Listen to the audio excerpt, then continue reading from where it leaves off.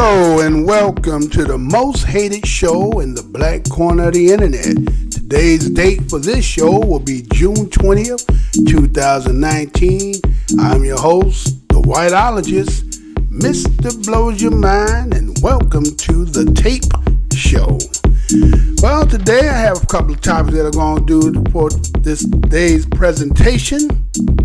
Looks like we're going to be talking about, y'all notice that they got this, depending on what city you're in, they got these electric scooters, right? They got this little thing, the little electric scooter you can go ahead and use and kind of get around a little bit, right? Go about 15 miles an hour, right? But now they're a nuisance, and there's some problems with it. We will look at this. Bottled water, I remember when bottled water became a little trend, everybody had one, right? People drink water because it's one of the essentials to living and preserving and prolonging the body. But what if I tell you that in your bottled water, there's arsenic? Stay tuned and listen about that. Said about 72 police officers from Philadelphia, St. Louis are being reprimanded, possible dismissal, and, due to their outwardly confessing of their hatred towards those that they look like they policing. We'll look at that. Did you hear about this individual that came from Mississippi named Curtis Flower, who the Supreme Court ended up, after the man been tried 6 times, finally just said, man, just don't toss this whole case out, right? One of the dissenting in the Supreme Court was, old Clarence Thomas over there, right? Well, you'll hear about that as I get into the dissertation of this newscast.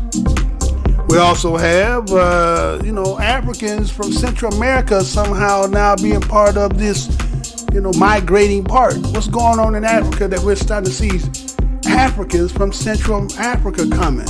And you'll be surprised at some of the places that they are in. We'll talk about that.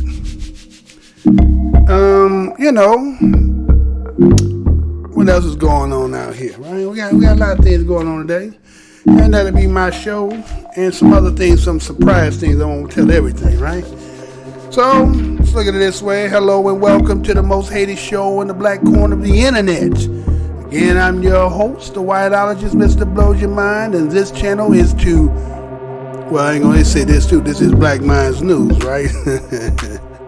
And this channel is to report, articulate, insinuate, decode, unveil, announcement, public address, disclose, serve notice, relay, circulate, transcribe, divulge, broadcast, give the findings, and communicate. First and foremost, I want to give praise and honor to the Creator. We ask that the Creator be here, heart, mind, soul, and spirit. Because why? The truth don't need no partner. As a descendant of the greatest people who they call created the place that you call the United States, as BADOS, as Black American Descendant of Slaves, ADOS, American Descendant of Slaves, we, the descendant, the children, give honor to our ancestors. You know what my motto is? I'm never gonna tell you what I heard. I'm only gonna tell you what I know. And again, this is Black Minds News, the most hated show in the black corner of the internet. And stay tuned for this broadcast.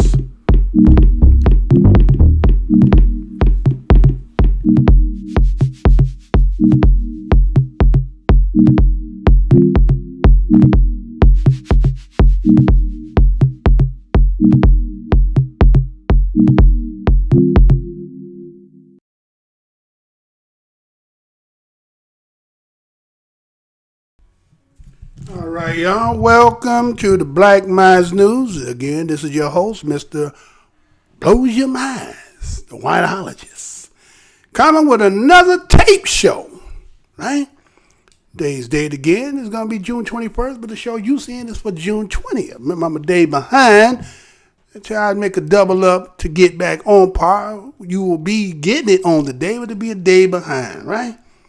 So first and foremost, I want to say what's good to the fam who should be in the house, should be subscribers. What's good, fam? Like a lot of messages that a lot of y'all sending, a lot of conversations back and forth. Appreciate you for constantly giving encouragement to keep going and stuff, things like that. So I want to thank you from the Black Minds News channel. Passerbys, if you should be just happening by, catch the tape show, which is probably the hardest thing. It's like, back in old school days, you had a map, right? You were driving down the road, and then you were supposed to take a right, but you took a left. You end up getting over on this street over here, and then you come to find out that you seen something that was like, oh, this is a little interesting over here, right? Well, welcome over here if you should be out there, because again, this show is buried, hidden, tucked down the dead end of the internet, and if you should just happen to just fall in over here, welcome as a passerby. And again, what we do is we got a library. We can go down the section, maybe see some things you like, maybe see some things you don't like. Don't be offended. Maybe just give me a chance to listen to what I got to say, even though it maybe it's a little bit offensive, but maybe it's just the truth. So as you do like a grand opening, you know what I'm saying? That's what we do. You go down there, find something you like. Even if you don't like something, hit that dislike button. I have my supervisor come out and speak to you, speak a couple syllables to you, man. We can get you to return the next time you can find something that you like. Again, the truth don't need no partner. The truth is just going to tell what it is, whether it's on you on the good side or the bad side of it. It doesn't discriminate. It just tell it like it is, right? So welcome anyway, and this is Black Minds News, the most hated show on the black corner of the internet. Now, then, as I laid out prior to the show was coming in, I have some things I want to talk about, some things that I found a little interesting, right? Sometimes you don't understand why we're going there, but again, you know how news is reciprocal. Start here, and later on, we're going to come back around and be like, see, remember when I talk about this, and then I'll be like, remember when I talked about this? You ever notice that? I'll talk about this, and then later on, I'll be like, hey, remember when I talked about that? You see, that's how it works. So anyway, so, again, this being the United States, as ADOS, you could be Black American descendant, you could be Black African descendant. Some people, you want to say the African, right? So I got to stop saying that for now, right? Maybe your BADOS is Black African descendant of slave, or you could be Black American descendant of slave, or you could just be just the American descendant of slave. We EEOC over here. Everybody can get some. You fit in how you get in, right? So as that, we know this is a capitalistic system, and it was built on labor on the backs of our ancestors. So everybody who here that have the entrepreneurial spirit, they say, try to find ways to come up with a way to make a dollar. So a lot of people who have that kind of spirit, so we don't understand why the rest of you don't, it's not like the rest of us. Well, a lot of us don't have that kind of, spirit. Like, we're not so, greedy for the dollar. We like an earnest dollar. We like to, do things in moderation, right? And if it can make light of the situation and it's a good investment or whatever, then we might participate in that. Whole existence isn't about that. So, because you see how the get rich schemes can be like a sham wow. How many of y'all went out there about that damn sham wow and come to find out what number of the goddamn tile or rag any damn way? Had in your house, back in the day, you cut an old damn shirt, right? Cut his shirt, right? You know what I'm saying? Shit, I remember when you cut the shorts. Pants, you ain't had no shorts. Let me show y'all something. Back in the day, when we ain't had no shorts, it was hot like today, being the first day of summer, June 21st, 2019. Well, going back in the days when the summer used to be summer, right? It's hot, you ain't got no shorts. What you do, go in there and get some old pants, they say high waters, right? You know what I'm saying? Right? Cut the mugs off at the knees. You get to see, you get a little strap on so they can flap a little bit, right? Yeah, see, you don't even see nobody with them kind of even pictures. You ever think about that? Lie, motherfucker, you don't see none of the pictures of them 70s and them early 80s, especially when they was wearing them colors. You know what I'm saying? You ain't gonna see some of your, some of y'all could be parents, it could be some of your parents, some could be your grandparents, depending, or you just know who I'm talking about. You could be, you know what I'm talking about. And You don't got no pictures like that. I rarely ever see anybody who got them kind of pictures when he was, Jerry curl, wearing, eclectic wear, you know what I'm saying, with nothing just didn't brand. Before there was brand, you just wore what could afford, right? So anyway, that's capitalism, right?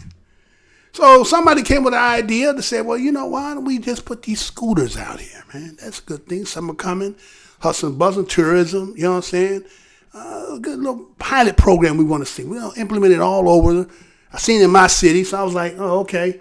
So, now I seen this story here, and it was talking about the nuisance of it. And I knew that right off the bat. Wait a minute.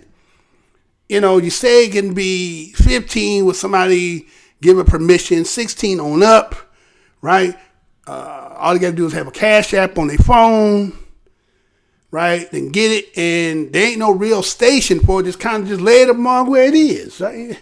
And they got some kind of system where I guess they got a low jack in them, so the people who are monitored that will come and pick up them and so forth and recharge. They say they're good for about 3 days. And just the simple fact that, again, if you have a lot of these scooters, ripping and rolling, and again, I think the time is between like 5 a.m. to 10 p.m., like that. They have it within the zone that the bikes have to stay within. And if you're outside the zone, they say that the tab keeps running until your ass get it back in the zone. And then somehow I think you got to take a picture to prove that you left, and all this other stuff, right? If you're interested, look at this. But the thing is, I seen this here and I want to play this for you. Check this out, and let me go ahead and do this right quick. Because, again, you always know there's going to be a pros and cons to this. It ain't going to never just be directly like, it's just seeing it simple. Because, again, let's look at the people who this story is pertaining to, and this going to happen because, again, it happens naturally with them. Not saying it don't happen with everybody else. But again, when we see this kind of stuff, I don't think you're going to be seeing, let me play this first and then I'll talk about that. How about that? Let me do this first. The growing trend of travel and... Hold on, they're talking about growing trend of travel. Hold on before we do all that. Let me go ahead and set it up. Right? You got it quick there. So you roll, homie. All right, so let's go ahead and play this and be right. Let's see, we're going to do that, huh? All right, let's do it. The growing trend of travel and the growing danger it may bring. Electric scooters speeding down roads and sidewalks, and at least 11 deaths reported since the beginning of last year. Tonight, the mayor who's had enough and what he's demanding. Here's ABC's Marcy Gonzalez.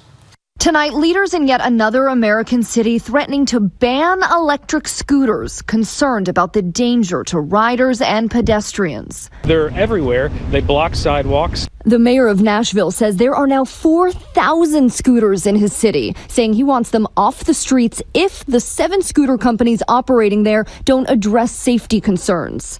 I'd love to see them fit into Nashville, but the way it is operating in Nashville right now, we just have too much risk associated with it. This video showing the risks riders are taking. This man in Nashville on a scooter with a child on his back. And just last month, a 26-year-old man died there, hit by a vehicle while riding a scooter. Brady Galkey's family starting a petition to outlaw them so he, quote, is the last victim of what they call an epidemic. Across the country, the Associated Press reports there have been at least 11 electric scooter deaths since the beginning of last year. And Consumer Reports tallying 1,500 scooter-related accidents from just 47 cities since late 2017. Just more than a week ago, this 18-year-old thrown from a motorized scooter after hitting a pothole. Tonight, she is hospitalized with a brain injury. And several scooter companies are now updating the designs to make them safer, and they continue encouraging riders to wear helmets, though the laws requiring them vary from city to city.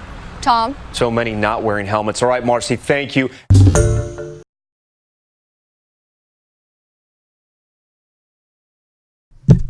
All right. So, electric scooters are starting to come out. Again, it's June 21st, it's first day of summer.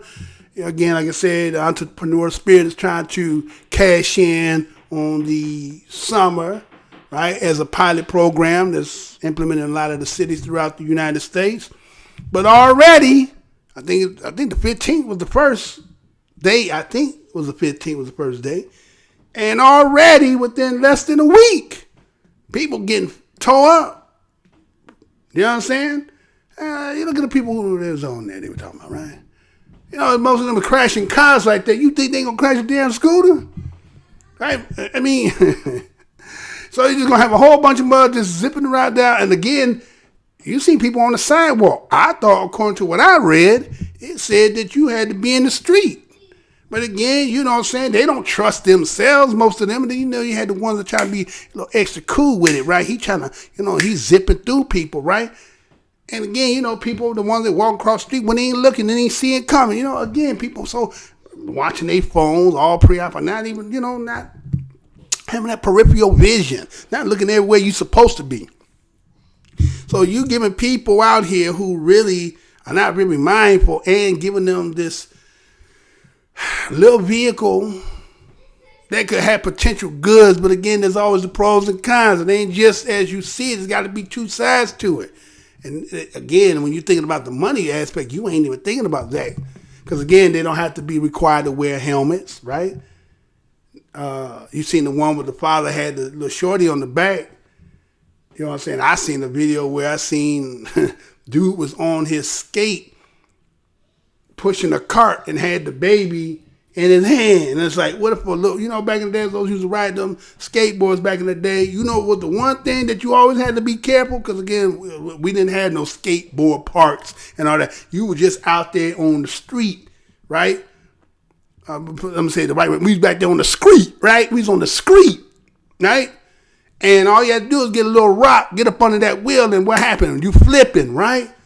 So, you know what I'm saying? So, you know, there's a lot of accidents waiting to happen with these scooters. You ever heard one that got ran over, killed, right? So now they want to make legislation say, well, he should be the last one. That ain't it, because, it's about money. You know what I'm saying? You just a casualty of war. You know what I'm saying? A casualty, yeah, I said they just gonna look at that as a casualty of war, right? You know, you may make legislation. It's about the dollar line. It's about that bottom dollar and that bottom line. And so they'll just make ways to come up with. So you see this mayor here is just saying, hey, I think I just want to stop this all along. Usually all the other ones are just signing bills in to giving them the green light to go ahead and do it. Now you might see the good in it. And it can have some good in it. But again, you have to have two sides to it to be what they say, to have balance. So if you can't weigh them both in the balance and see that this is disasters in the making. There's other things that I could say that I won't want to put into the air to make something fruition that could, you know, be another aspect to that, right? So yeah, just how you look at it, right? So, you know, those who might think this is a good idea, well, that is what it is for you. So again, I'm not saying it's the worst thing, but I'm just saying that it's a possibility that, as you've seen just already, if it's only just been out a week, you've already got a lot of casualty. One was sitting up in the hospital with brain damage. Yeah, I don't know if that's going to be reversible, you know, because they could be exaggerating. Could just be a buzz head, but they said brain damage. So with that being said, that may not be reversible. So I kind of wish, like, if you didn't have that, they wouldn't have caused it. So maybe, again, because other people are getting it, right? So that means that for our people, you need to be looking at this, because, you know, a lot of our people like to just try to follow and do what everybody else do. But you better look at what's done laid before you make that move, right?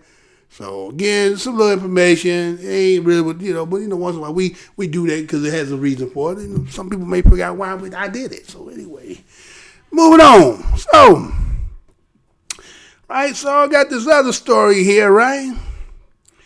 And again, you got to look at it like this, right? You got to look at it like this.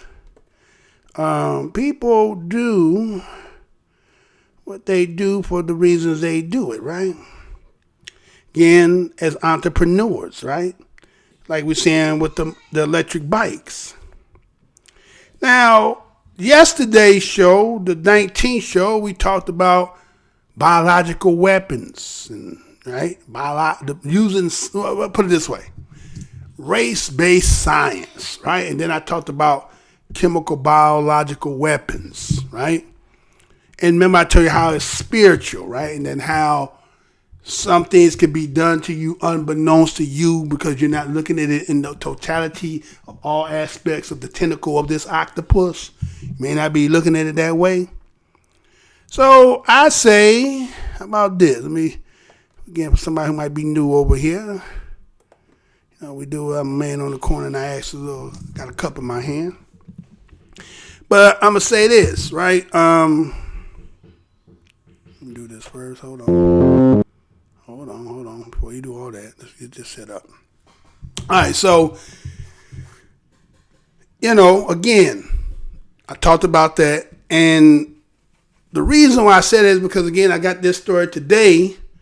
And I talked about the fruit juices. Those, again, who are avid watchers of the show, remember when we talked about the fruit juices, right? And about all this certain kind of chemicals in it that had been in there that, again, babies are drinking it, you drinking it, and then come to find out there was some hidden aspects in it. Well, this story came out today. And check this out, and I'll talk about it after the fact. So let's go ahead and do this first, and then we'll be right back. Check it out.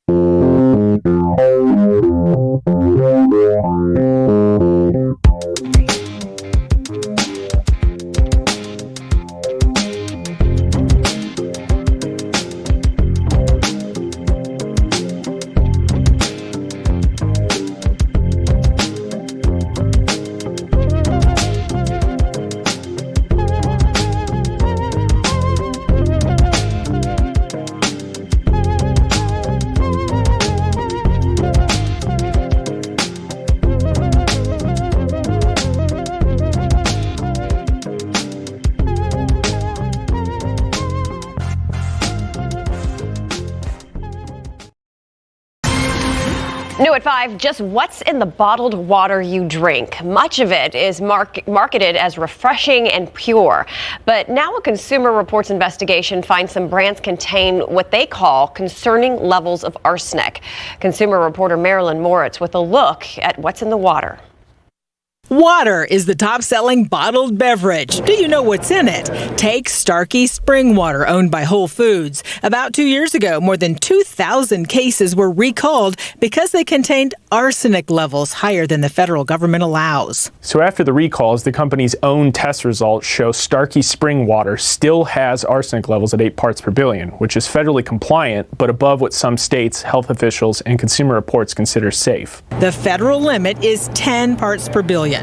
Consumer Reports says the limit should be changed to no more than 3 parts per billion. A CR review of public records and its own tests found Keurig Dr. Pepper-owned Peñafiel had water tested with arsenic levels at 17 parts per billion. The company has since said it stopped production at its Mexico plant to improve arsenic filtration. CR also found several other popular brands, including Crystal Geyser Alpine Spring Water and Volvic, selling bottled water that is federally compliant, but above what growing research suggests may be unsafe to drink. Arsenic is a heavy metal that, with chronic exposure over time, can cause serious health problems. All of the companies mentioned were contacted. Those that responded said they adhere to government standards and that arsenic can be naturally occurring. If you want to know about arsenic levels in the brand of water you drink, go to the company's website and look for the Water Quality Report, or call them and ask them to send you a copy.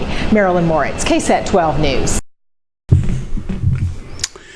High levels of arsenic in bottled water sold at Whole Foods, Target, Walmart, study says. You know I'm going to say that again. High levels of arsenic in bottled water sold at Whole Foods, Target, Walmart, study says. This story comes out of USA Today, June the 21st, 2019. And this is how it reads. Despite its popularity and its distribution in places such as Flint, Michigan, bottled water may not be as safe as you think.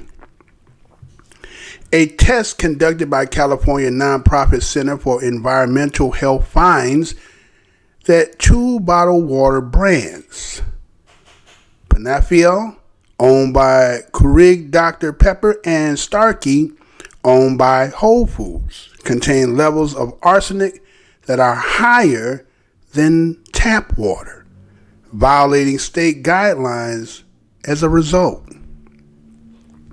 High levels of arsenic, California law states, can cause reproductive harm and cancer. Products that violate recommended state levels of arsenic have to be labeled with a warning.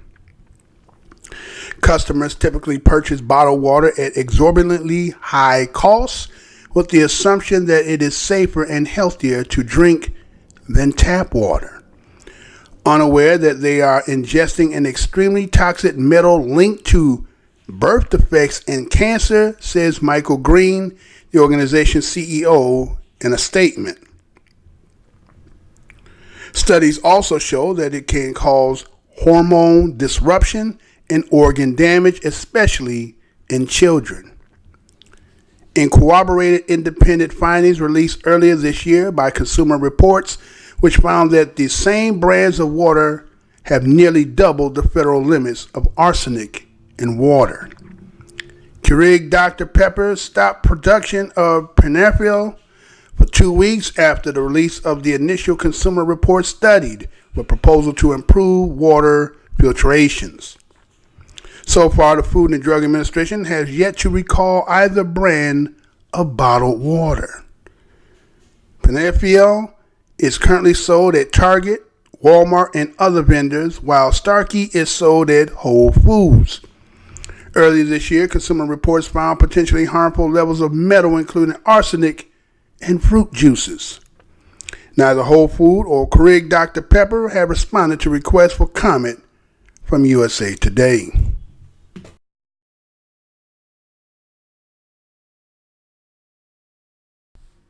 All right, so we back, right? So, says that there's high levels of arsenic in bottled waters. And they talked about the places that sell them. Now, that just Whole Foods, Target, and Walmart. Those aren't the only places that sell those brands of water. And that is just a couple brands that they talked about that seem to be having higher levels. Not saying that the other ones don't, right? So think about that. So you see that they say that, well, it's federally compliant, right? It's federally compliant, right? According to, it says that they have 10 parts per billion, right?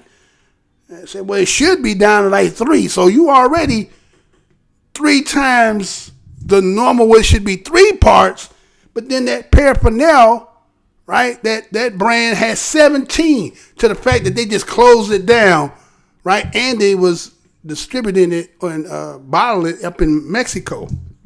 And they say, don't drink the water in Mexico, right? That was good. Don't drink the water in Mexico, right?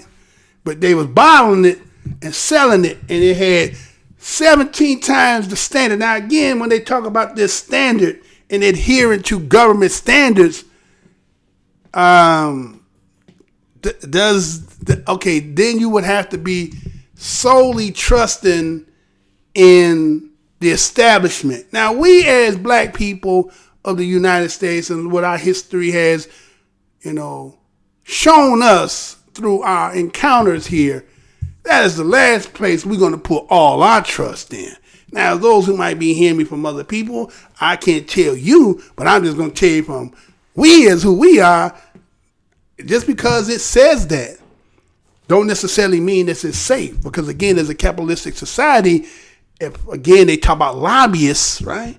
That again they try to tell black people about politics and about how to pay for certain things. If you got the money to funnel and get through lobbyists, you can get things done. So wouldn't it be the same thing if I had a corporation that again it's about making money, and I want to find a way to get around this law that might be prohibiting me from doing this, so I can funnel it in, and maybe you can get legislatively so I can get around it.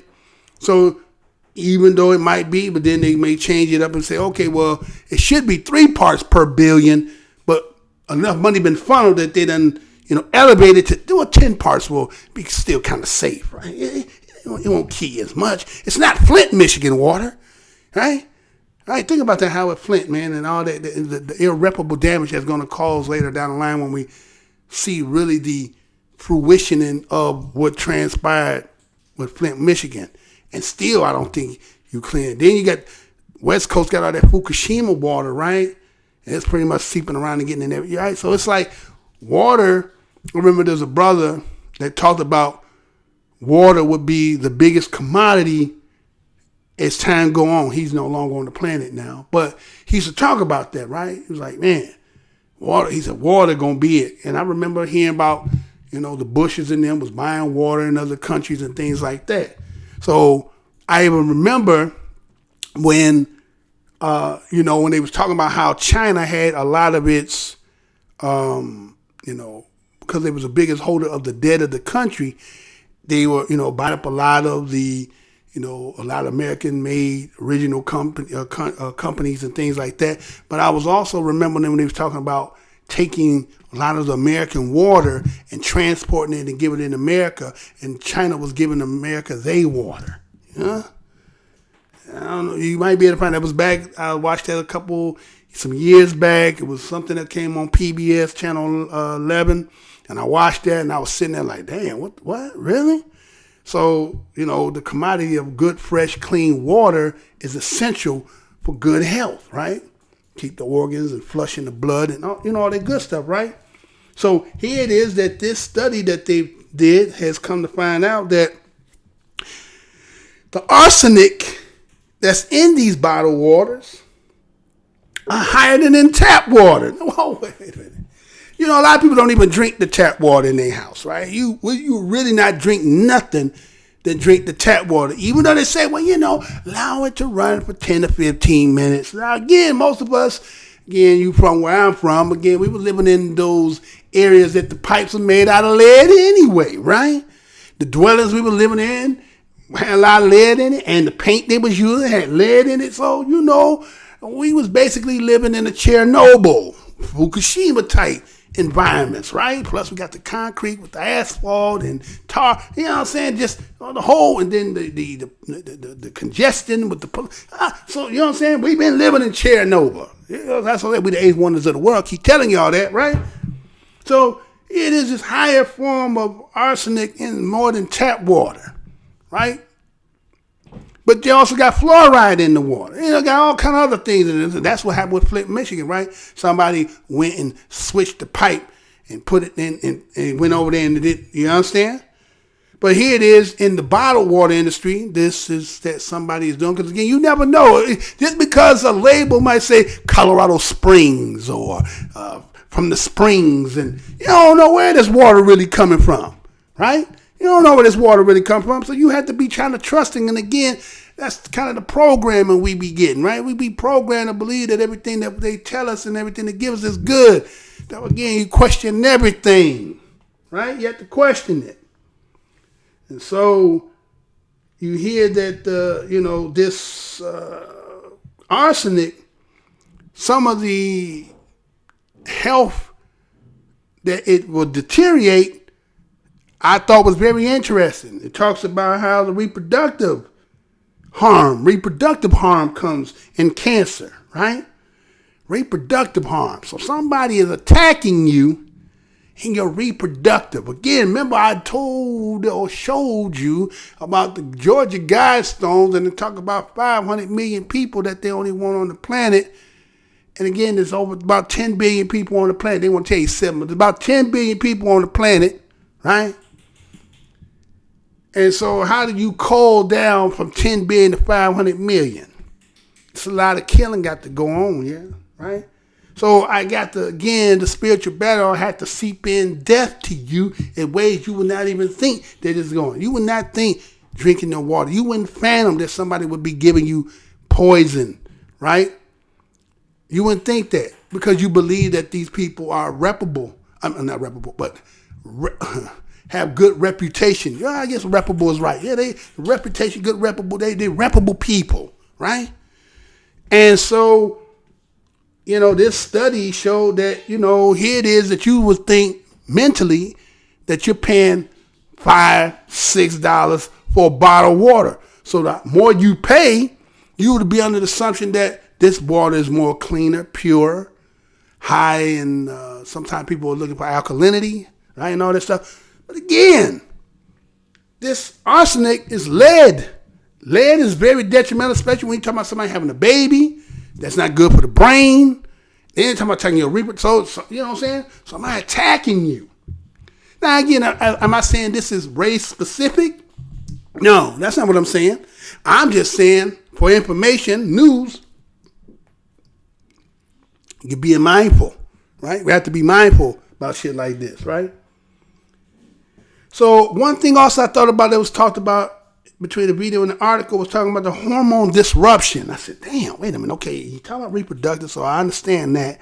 So you're attacking the reproductive again with somebody trying to procreate. Then if they do have a baby, the baby will come out with some deformities because of the arsenic and lead and so forth. Plus there's fluoride in there, right?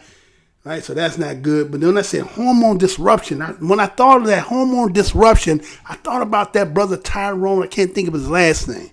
But remember I did that story about Altrazine. You remember Altrazine? See, that's what I'm talking about. See, if you've been watching this show, I can always go back and be like, you remember when I talked about that? And it'll come back around. It'll come back fruition. You understand? That's how it goes. The recipient is going to do that.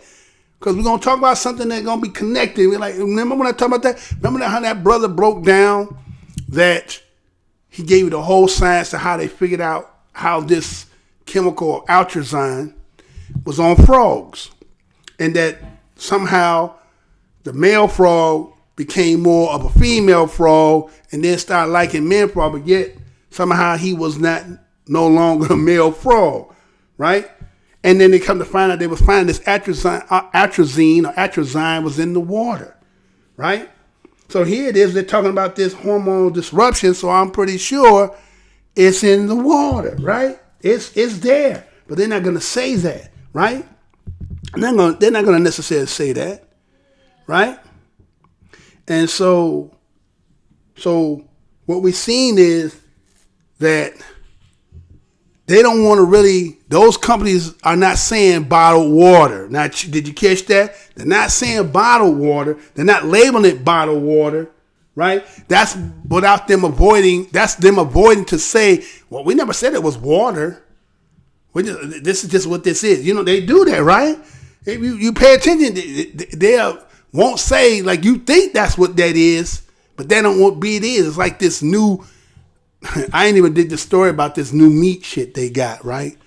You know they replace I know the other day I had bought some food from this place and got to eat it. I had put that shit down because I was like, this shit ain't what I thought it was.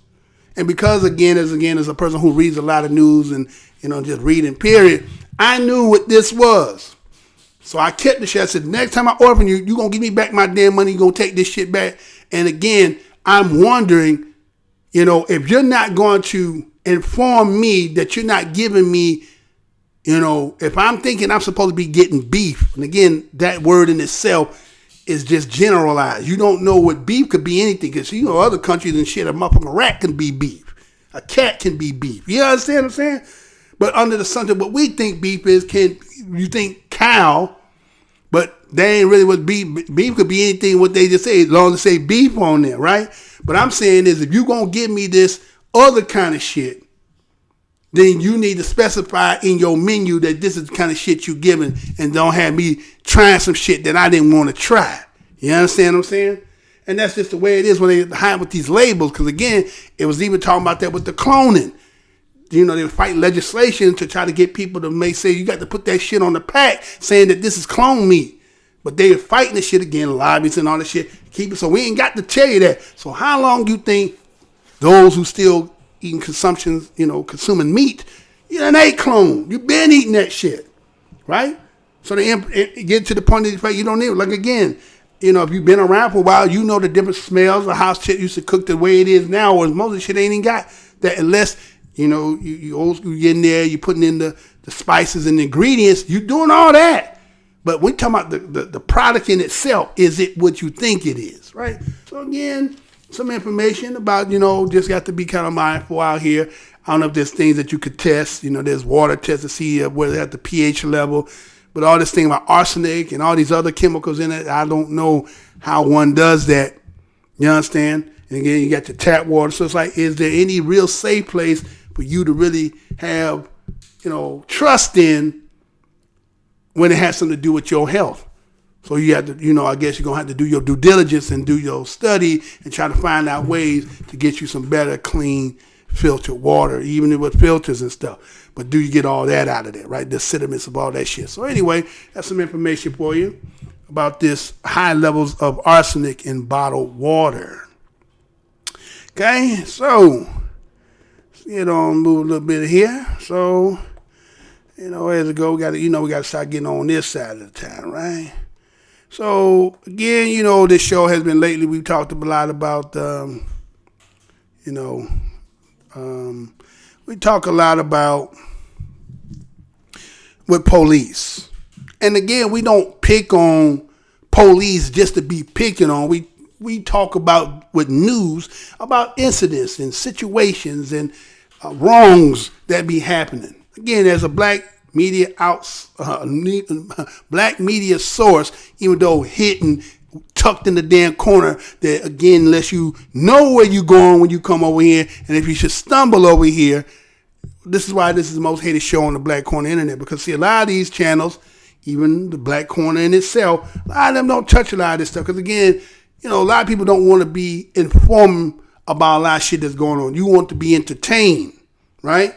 You'd rather be entertained than really be informed about really what's going on in your world and the things that deal with you on a day-to-day basis. It's not going to always be about worrying about who's messing with who and what's the latest this and that. No, because again, grown folks, right? You say when you're a baby, you play with baby things, and as you get adult, you put away those baby things. And so you got to understand how to start looking at it from an adult, right? And sometimes it ain't going to always be fun and games. It's going to sometimes be some things you be like, you may not see why, but then as time goes on, you may say, oh shit, I see now why, right?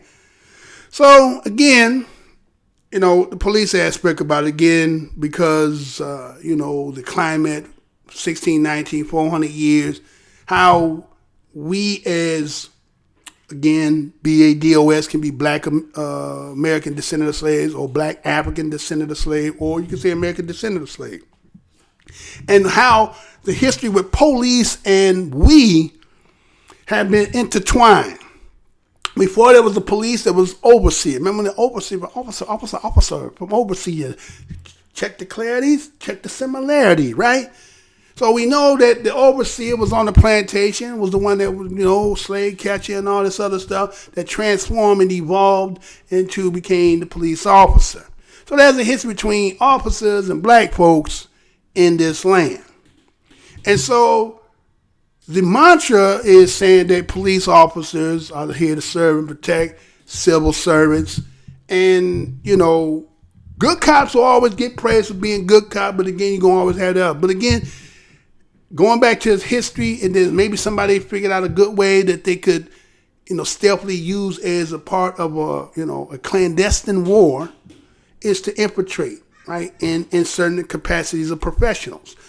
And so, or it's just this the natural fabric of the nation of people who just got problems that seem to want to work in these kind of places. Well, this story here came out, and, check this out, and we should be right back. Well, hold on before I do. Should I go ahead and I gave on that one, so I can go ahead and do this too, right? Let me go ahead and do this too while I'm in it. So we'll be part of it. So let's do this, and then come right. Hold on. Don't do that. Hold on. Come on. Go back. Let's do this first, and let's get it. I don't understand why it's not doing that though. All right, why is it not doing that? All right, let's do it.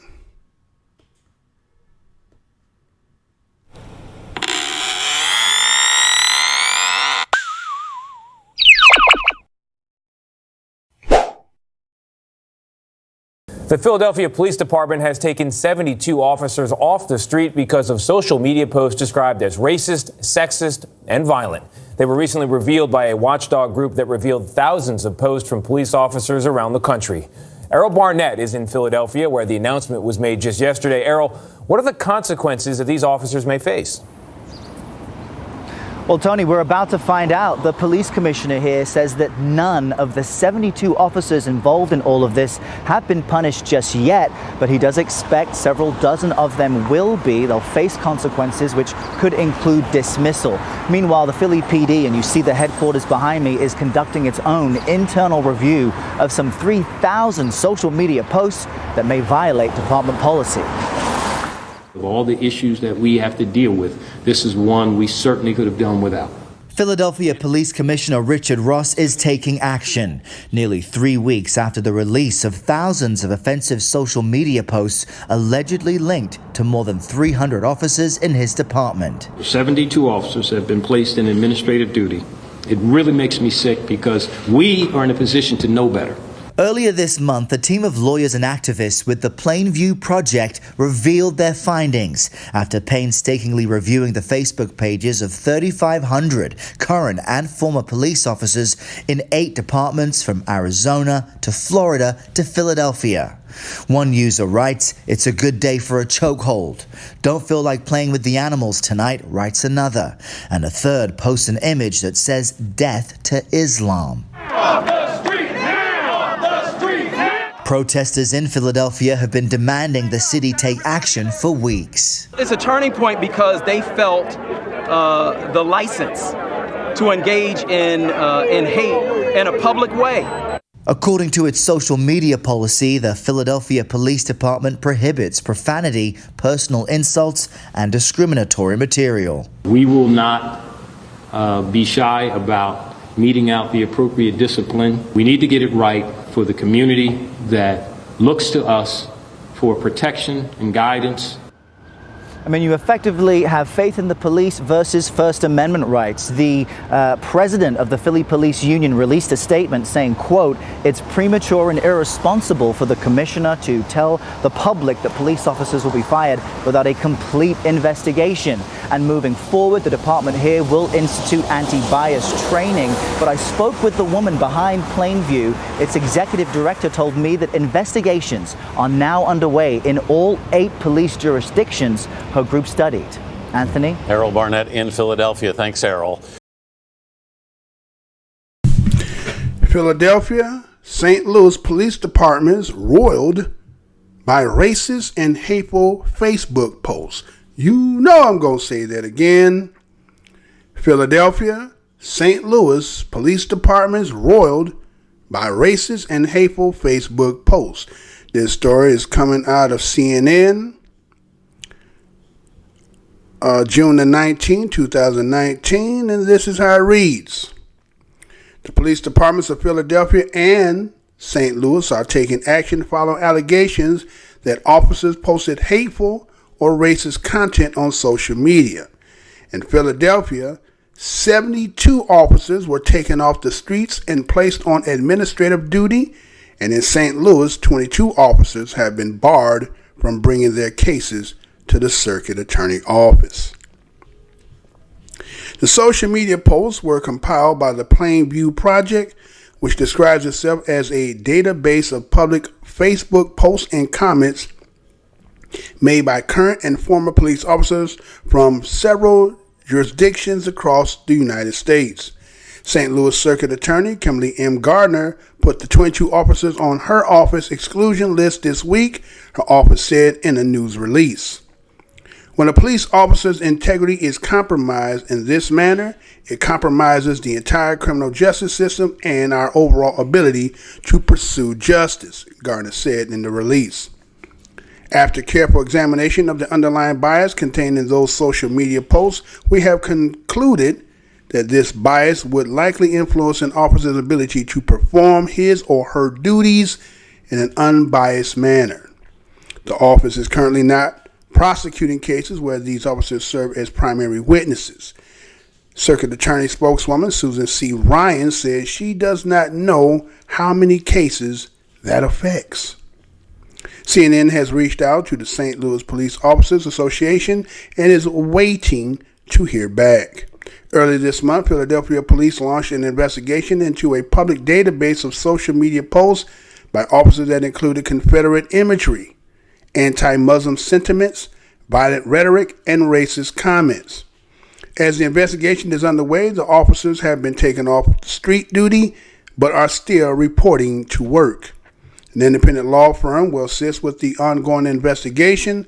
Philadelphia Police Commissioner Richard Ross said Wednesday at a press conference the department plans to review each post to see if the speech is constitutionally protected by the First Amendment. He added, if the speech is determined to be protected, no further action will be taken. Ross said, an example would be an opinion on a matter of public concern that may be unpopular, but does not include threats of violence or pejorative language against any protected class. In addition, the Philadelphia Police Department will consult with the Anti-Defamation League and review its social media policies. The department aims to provide an update regarding disciplinary actions in the next couple weeks. Ross said that these posts are disturbing, disappointing, and upsetting. They will undeniably impact police-community relations. There's no question that this puts us in a position to work even harder than we already do to cultivate relationships with neighborhoods and individual groups that we struggle to work with, even though that we have great relations with, Ross said. Our officers are entitled to due process just like any other citizen. Philadelphia Fraternal Order of Police Lodge number 5, President John McNepsey, said in a statement, we will support and represent those officers during the overly broad social media investigation.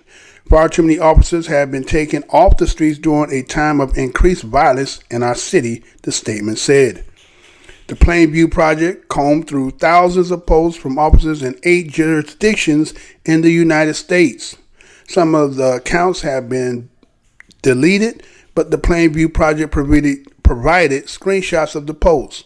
Since 2017, the group has compiled more than 5,000 posts from current and former officers, both in big cities such as Dallas and in smaller jurisdictions like Lake County, Florida.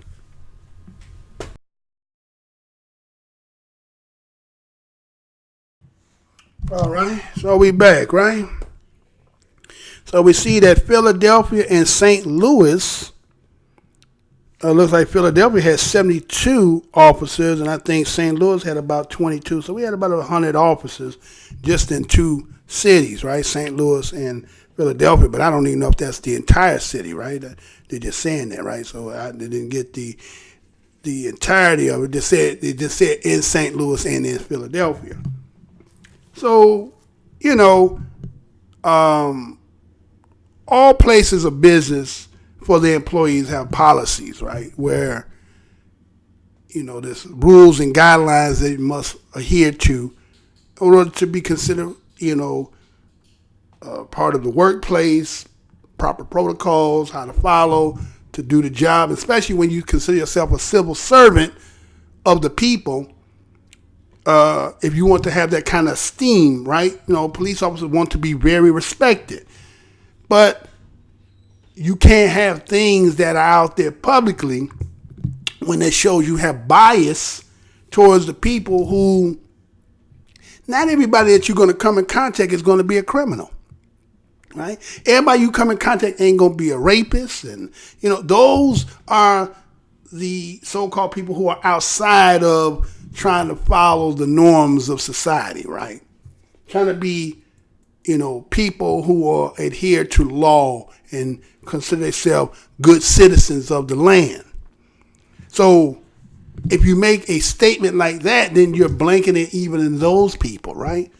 And so the problem is, again, you have this plain project view that went and did this study and went and got the tangible evidence. A lot of them try to go in there and try to clear it out, right? Try to go and expunge all that, right? Try to delete it all out of there, but they got the screenshots of a lot of, so they didn't get a chance to get out of there because, again, it's kind of one of those dropping on drug tests. We didn't get no notification. All right, come on, let's go do this, right?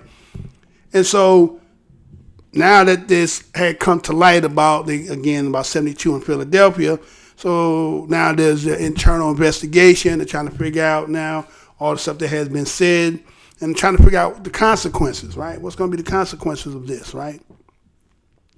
And so none of them that they have already had on the list, none of them have been punished yet. So again, according to, have a union, it's good, right? So you paying union dues, and again, that's what you pay union for, right? To fight for you when you're in a situation that either might find a way to get you out of it, or may find some other remedies how to deal with it, and maybe you don't lose your job, right? And so I already so far in the article talked about the First Amendment. See, it said freedom of speech. It's freedom of speech, but under the capacity of your professional, can you have that known publicly and still be considered an upstanding civil servant, right? And then the people who you accosting or arresting, let's say, and we will look at the percentage of all the people that you are arresting, that they may be people of color, then with those words and the pejorative things that you say and the racist kind of,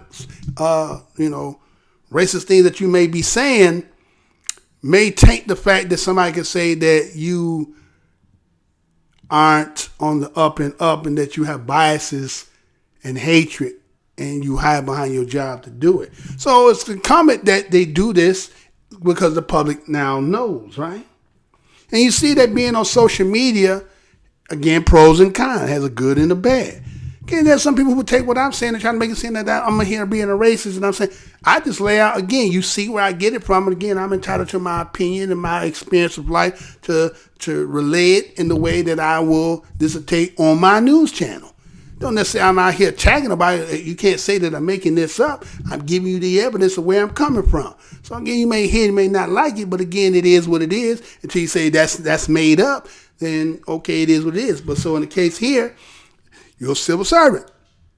You can't be on social media saying that and it being known, right? You can't say stuff like, let's go, let me show you some of the stuff again that they had said, right? Let's look at some of the stuff they said, right? And say to my officer, say something like this. He say, it's a good day for a chokehold. What? See? Well, why are you saying that? Are you being funny? Are you saying this is your motivation to get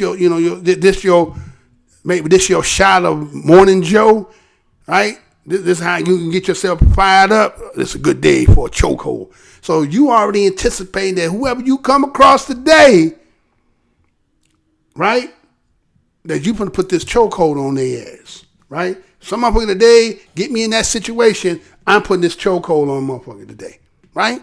You premeditate. That's premeditated already. Well, motherfucker did something that's, again, that merits what you gonna do. Again, it could be somebody on the little damn electric scooter. You know what I'm saying? Saying, hey, I told you to stop, you didn't, then you over there, you choking them out, right? Eric Garner. That sounds like an Eric Garner, right? A chokehold out, right? So I think that's very commendable saying that, right? Right, and then what was some of the other stuff that was said? Let's look at some of the other stuff that was said, right? Let's see some of the other stuff they might have said. I think, this other one here said, he said, don't feel like playing with the animals tonight. Now again, as a person who tries to look at it from both sides, I can understand that when you're talking about those who you're going to come across that fit that, like, with the criminals and, things like that, that merit that you look at them in that light, and maybe that's not so much of color, but again, you being white and saying animals and the historical connotation of animals has always applied to people, black people, then that seemed racial, again, biased and premeditated, how you feel prior to you even getting out there to do what you do. This is how it looks. Huh? Don't feel like playing with the animals tonight. Okay. You're entitled to your opinion, right? How you feel. But you're supposed to display it for all of everybody to see it like that. Right? Then you see this one here. These are, again, police are deaf to Islam. Right? These don't sound like some things that somebody who is, a police officer should be having this in their mind. Right? Now, you can't separate your job from who you is naturally, to the fact it's kind of like having the damn camera, right? Having the camera is revealing who you really is, and then that's why a lot of times you see now that they're making sure that it's not being there. If you true to who you say you is, it shouldn't matter whether the camera on. You're going to do right by the way the game is played. But if I need to hide that, that means that I have to bend the rules, or I do things in a way that, maybe, I feel good when I get my rocks off doing this to certain people. But if people were to see it for what it is, they may not take it the way I know in my heart that I'm really doing something that ain't really the way it should be. But if you don't see it, you won't know it. So it'd be his word versus our word, and our word has more merit because we are for the system. You know what I'm saying? And so death to Islam is racial in itself, Christian, Christian Muslim. Again, going all the way back, going back all the way from the time, let's say, Muhammad came, and then that whole migration when they almost wiped the Christians off. So I guess that's the real gist for those who don't understand about being a Christian and Islam. That's really where that history is systemic too. When the Muslims was almost knocking the Christians, and Christian used to mean white. That's what I said. What's your Christian name, boy? Huh? So you still see somebody had the same sentiment in today's world, 2019, and on the professional of a civil servant, and this is the kind of stuff in his free time he's putting out there, right? So what would you think? What would you think? You know what we thinking? So will we be wrong when we say, okay, so, again, like I said, when you got your union out there fighting for you, right? When you got your union fighting for you, that's where it's supposed to be, right? That's where it's supposed to. It says, this says it's premature and irresponsible for the commissioner to tell the public that the police officer will be fired without a complete investigation. Well, of course, you pay union dues. They got to say that, right? And in all fair and policy, they have to do that formality, go through the process. But primarily, do you really got a defense, right? If they should dismiss you, because once it become public that who you are as an officer, what your name is, anybody who ever is arrested by you or have some kind of encounter with you, they already have this on you to prove or disprove or even use it as a weapon to your credibility, that there was a bias in the reason why you did do. And so that's why you heard that the brother said that with all the things that we had to deal with, all the issues we deal with, we didn't need this shit, right? We already got a lot of shit going on here, that I, as, captain or chief, whatever it is his position is, the HNIC, the head nigga in charge, all this shit I got to deal with, because a lot of shit that's going on that they ain't even known to the public that I'm in here I have to deal with. There's a lot of civil suits and all kind of shit, and I'm in here, I got to be the damn coach trying to put this shit in order. And yet, look how motherfuckers talking, so how they think about you, the HNIC. You understand what I'm saying? Right?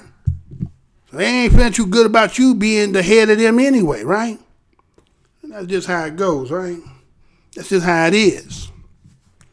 And so, the brother said that you seen in the video, he was talking about, well, for them to publicly put that out the way they did and not have any disregard for that, public could see that, they feel like they just got a license to have public hate as well. And he right about that. Yes, you might have unconsciously did it. And again, on social media, you got people following you, people seeing your page. They know who you is. Now they're using it against you. So it's incumbent on the city to figure out what they're going to do, right? And then to see as St. Louis had 22, right? And then they used the word roiled, right? That word roiled, right? At the beginning when I read the article, it talked about roiled, right? Well, roil means like basically agitate, disturb, shake up, to stir up, to churn up, right? To muddy up, to be annoyed, irked, right? Things like, disquieted, provoked, badgered, heckled. right? This is the feelings that the police officers are feeling because you bringing this kind of attention on them, and the fact that you got the evidence, they're not liking that shit. But again, they say, who watches the watcher, right? Who polices the police when the police ain't right? So you want to have free reigns to be able to do and go and come, and then you want to make everybody else adhere to the law, but you have to be above the law. It don't work like that. You have rules and regulations that you got to follow as well as everybody else got to follow. And so when you're doing these type of things, then I guess it's incumbent that the system has to show the public to have trust. Because again, remember, as the brother was talking about, we trying to have a trust with the community. And with this kind of shit, it makes it hard for us to have the trust, which again, like I said, systemically history as we as black people. And before you was a police officer, you was just the overseer. So there's a lot of working to be worked out. And again, St. Louis, and the last time we talked about this, well, not we, but the last time the big spotlight was on St. Louis had to do with the Michael Brown situation. And then remember, the Department of Justice went in there and found out that they said that this was a racist department. But nothing ever happened after that, right? It was deemed that, and that was what it was, right? And then they tried to discredit, I think it was Eric Holder that did that investigation, right? And they tried to discredit what he said and so forth. And again, that whole story with the Michael Brown and, a nigga trying to go after a damn cop. It's crazy. All this shit is crazy. Right? The whole thing, shoot through the damn door. All this, just a whole lot of bullshit. But again, you get to hide behind shit. But again, this is another day, set in time. Creators putting that spirit upon this whole land. It's either going to be right because, again, people are on deck to be before the seat. And they just they ain't figured it out yet, right? So, again, like I said, when you hear these terms now, diversity training, anti-bias training, right? You hearing these terms lately. Diversity training, anti-bias training is just another way to say, we know they're racist. What we're going to do is going to do some training. Now, again, as I said before, how can you take somebody, again, let's take some of these police officers, they're young, let's say we're going to say they're between the ages, we're going to give you 18, let's say 18 to 30 to 40 years old. They can be older when they done been in long. We're going to say 18 to 40. And then here it is, you talking about some anti-training. They done been this way longer than you're going to be doing training. We're going to do about 2 weeks of training, 3 weeks of training, a month of training, and they got 18, 20, 30 years of being who they been. It ain't going to work. So guess what's going to have to happen? And this being the summer, and you can't afford to be losing police officers and trying to get people to replace them. So this is probably why they're probably going to be a smack on the hand. You know what I'm saying?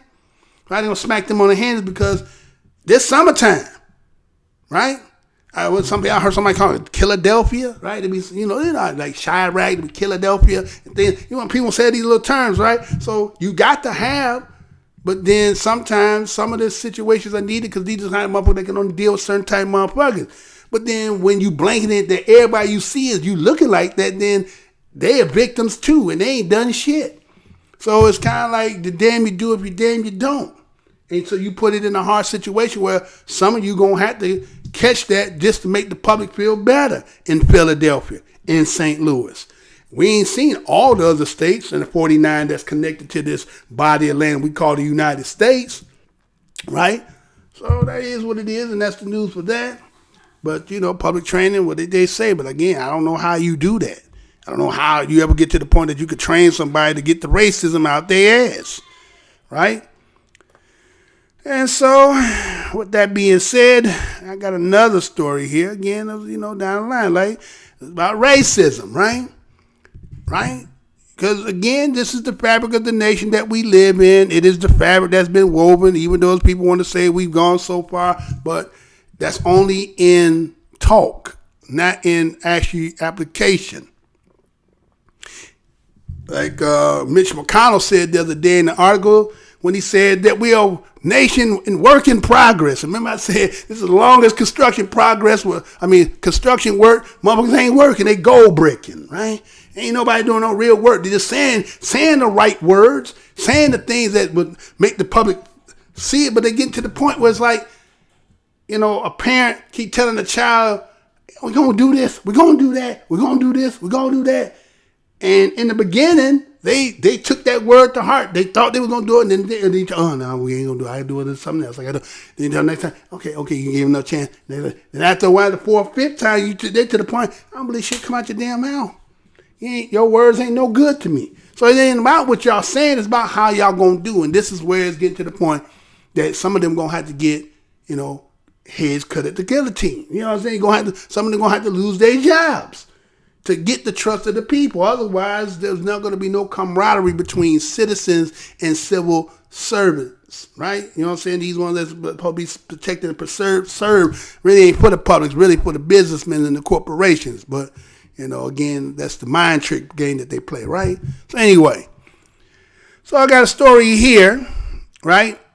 Let me go and do this and be right back. Check this out. And come on right back. Check this out.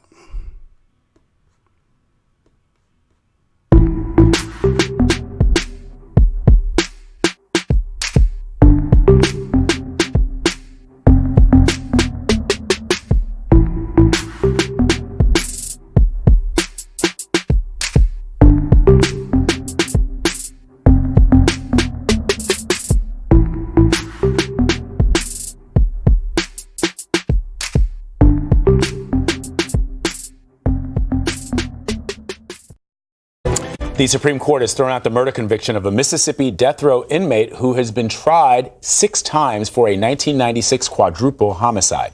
In a 7-2 ruling, the justices found a prosecutor in Mississippi violated the right of Curtis Flowers by unlawfully blocking black potential jurors from his trial.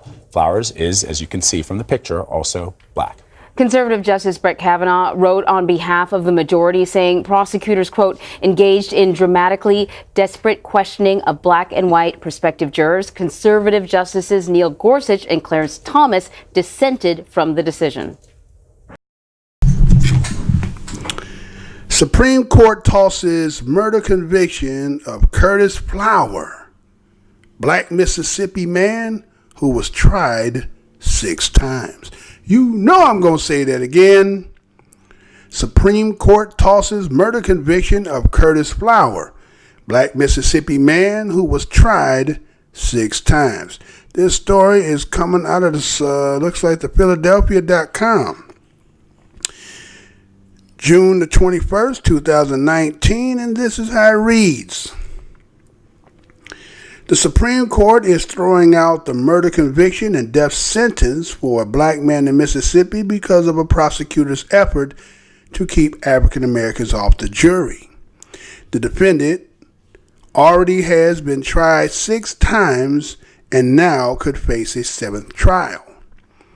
The court's 7-2 decision Friday says the removal of black prospective jurors violated the right of inmate Curtis Flower.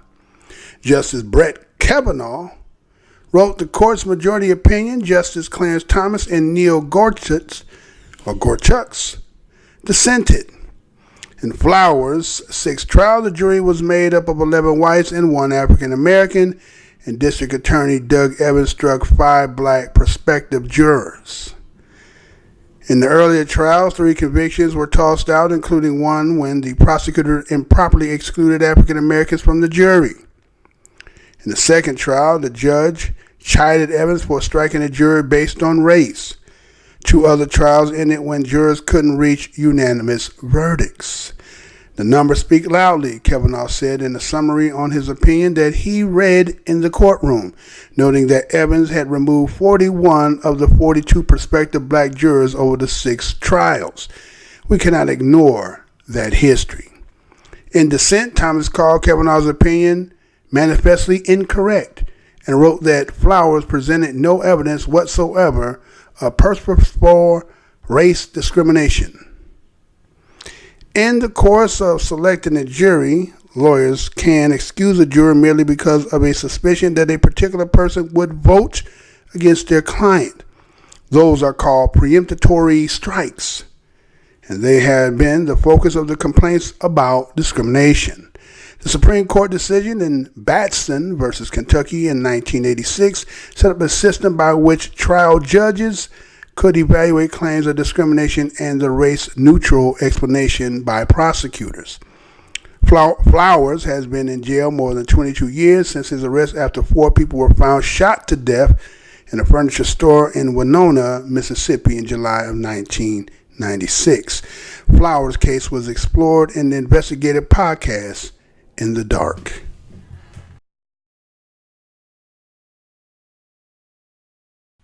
All right.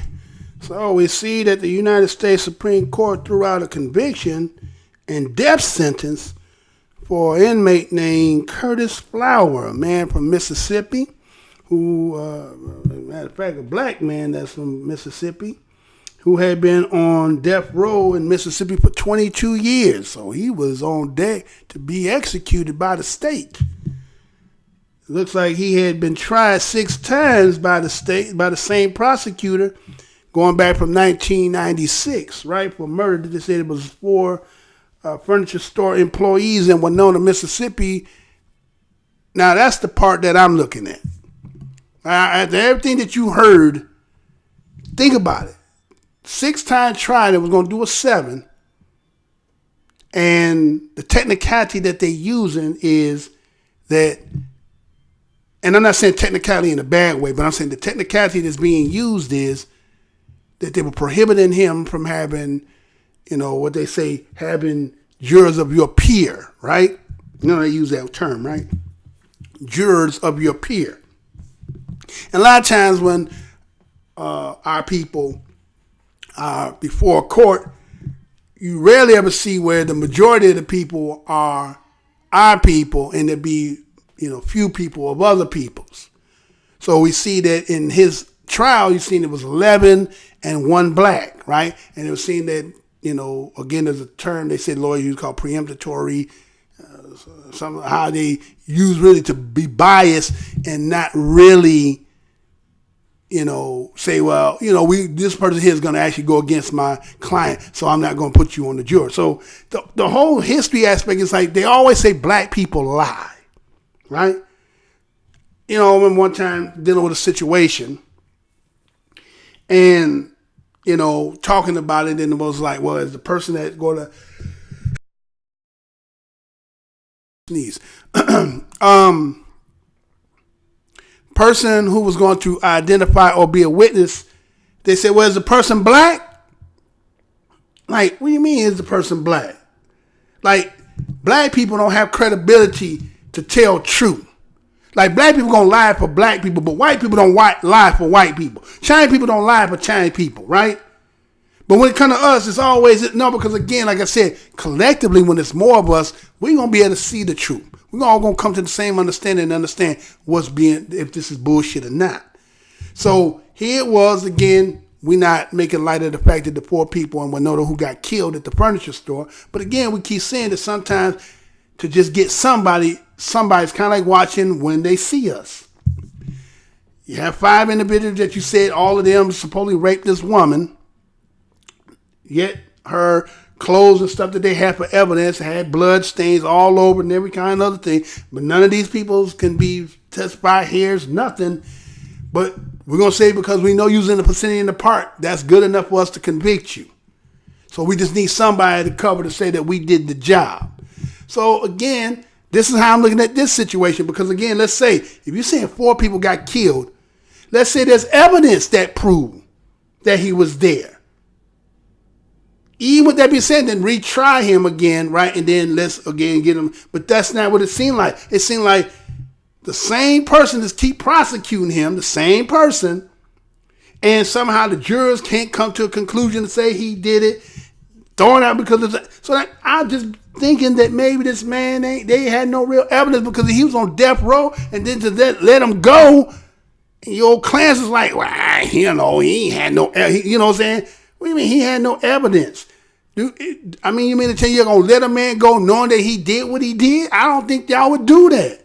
So I don't think you had no evidence nowhere to substantiate what y'all did. He done gave you, you know, kind of like in life. But what matter does he said, what matter does it? We got 22 years of service out of him, right?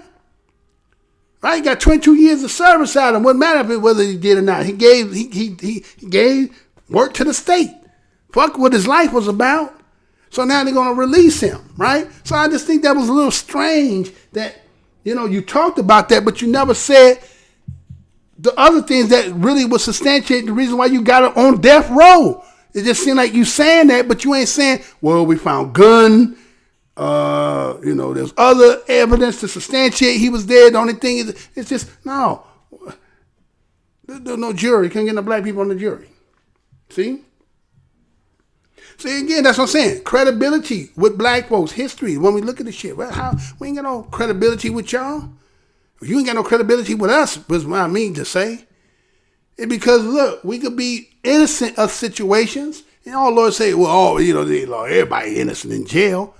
There's people who are, you know what I'm saying, who are guilty. But we ain't going to say everything you got up in there because we keep seeing on the dailies, people keep coming out that being exonerated for crimes they didn't do.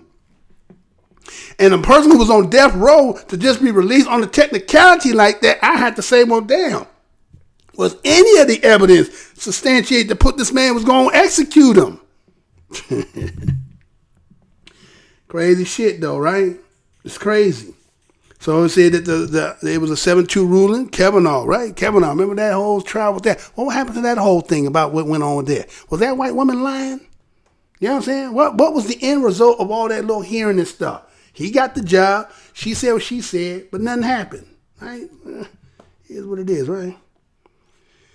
So that happened. You know, that happened, you know, again, as I said, the brother right there, right? Another brother up out the system, but he gave 22 years of his life, Curtis Flowers, right? In M.I., crooked letter I, crooked letter I, humpback I. You know how we used to say it back in the day? Huh? Better get up out that state. Because just the other day, then we talk about double jeopardy. So the state didn't get you, they going to come back with a Fed on you. You always better get your head about Mississippi, right? Moving on. All right, so let's see here I got here. So we kind of talking about the South a little bit, you know. Let's see, damn, where'd that go? Oh, up here, okay. So we talk about the South a little bit. Check this out. Damn, I don't know what happened to that piece there. Damn, I don't even know which one it was now. I don't know what that was, y'all. Let me see. Maybe it's this one. Maybe it's that one. Let me see something. I hope this is the right one. That should be the right one. I'm not sure if I'm going to do that one, though. All right, so, you know, again, as talking about Mississippi being in the South and that the whole situation, well, we're seeing some other kind of, you know, people who would be associated family-wise, or be, you know, traces going back. We're going to find them. So we're trying to see people from the continent is getting in the South, right? And sit back for a second, check this out, and be right back. Let me give you this and then come right back. Hold on. Do this here, and then let's do this. And this should be good, right? All right, that's good. Let's get it.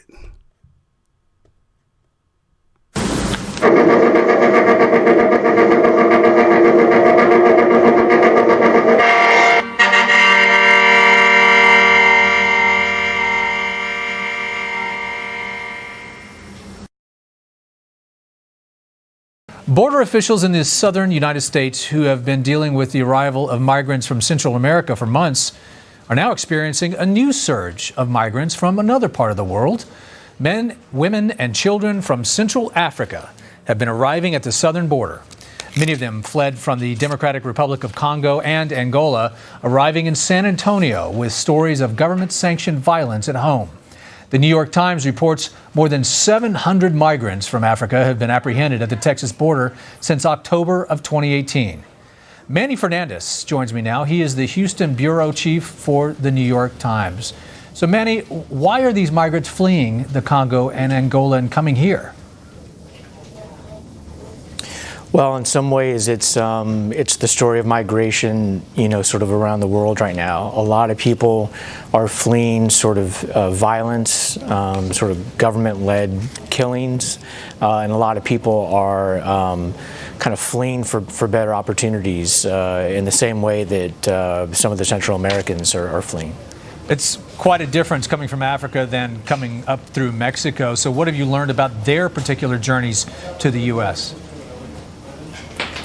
Absolutely. It's completely different. It's a harrowing journey. It's a harrowing journey for the Central Americans, but for the Central Africans coming from a different continent, it especially was harrowing. A few days ago, I was standing on a downtown San Antonio sidewalk interviewing some of the Africans, and their emotions were raw. Even though they had started their journey, one man said 4 months ago. And standing there in San Antonio, they were in tears. They were talking about being attacked by criminals in the jungles at the border between Colombia and Panama. One woman told me that she was raped on the way. Another woman said that she lost her daughter on the way. They were just very. It was as if they had started this journey the other day, and because their emotions were so raw. So just to be clear, they made their way from Africa to Central America and then came up through the Darien Gap, through the dangerous areas to the southern border of the U.S. Absolutely. Some of the people that I interviewed in particular said they at first they were from the Congo, they fled to Angola. Some of them planned on staying in Angola, but then a lot of them decided that they didn't feel welcomed in Angola, and so they flew to Ecuador. And then from Ecuador, they took this very long journey by bus and by foot, fleeing up through Central America, up through Honduras and Guatemala, into Mexico, and then into the South Texas border. Unbelievable. If that doesn't show desperation, nothing does. But of course, resources on our southern border are stretched thin as a result of the surge of migrants from Central America. So how is an added surge of African migrants impacting those communities, especially the one where you spent time in San Antonio? Yeah, absolutely. It was having an impact. And, and the grand total of these numbers are fairly small, right? We're talking hundreds. For Central Americans, it's been thousands lately. But just that sort of influx of hundreds in two particular communities has had a big impact. And they've been scrambling for resources, for donated food, for interpreters. And those two communities are San Antonio and a city in Maine called Portland. Portland, Maine has a large Congolese community, and a lot of the Congolese that I interviewed talked about heading to Portland, Maine, and that's where they were headed. So who's funding these trips, sending these people from San Antonio to Portland? Who pays for that?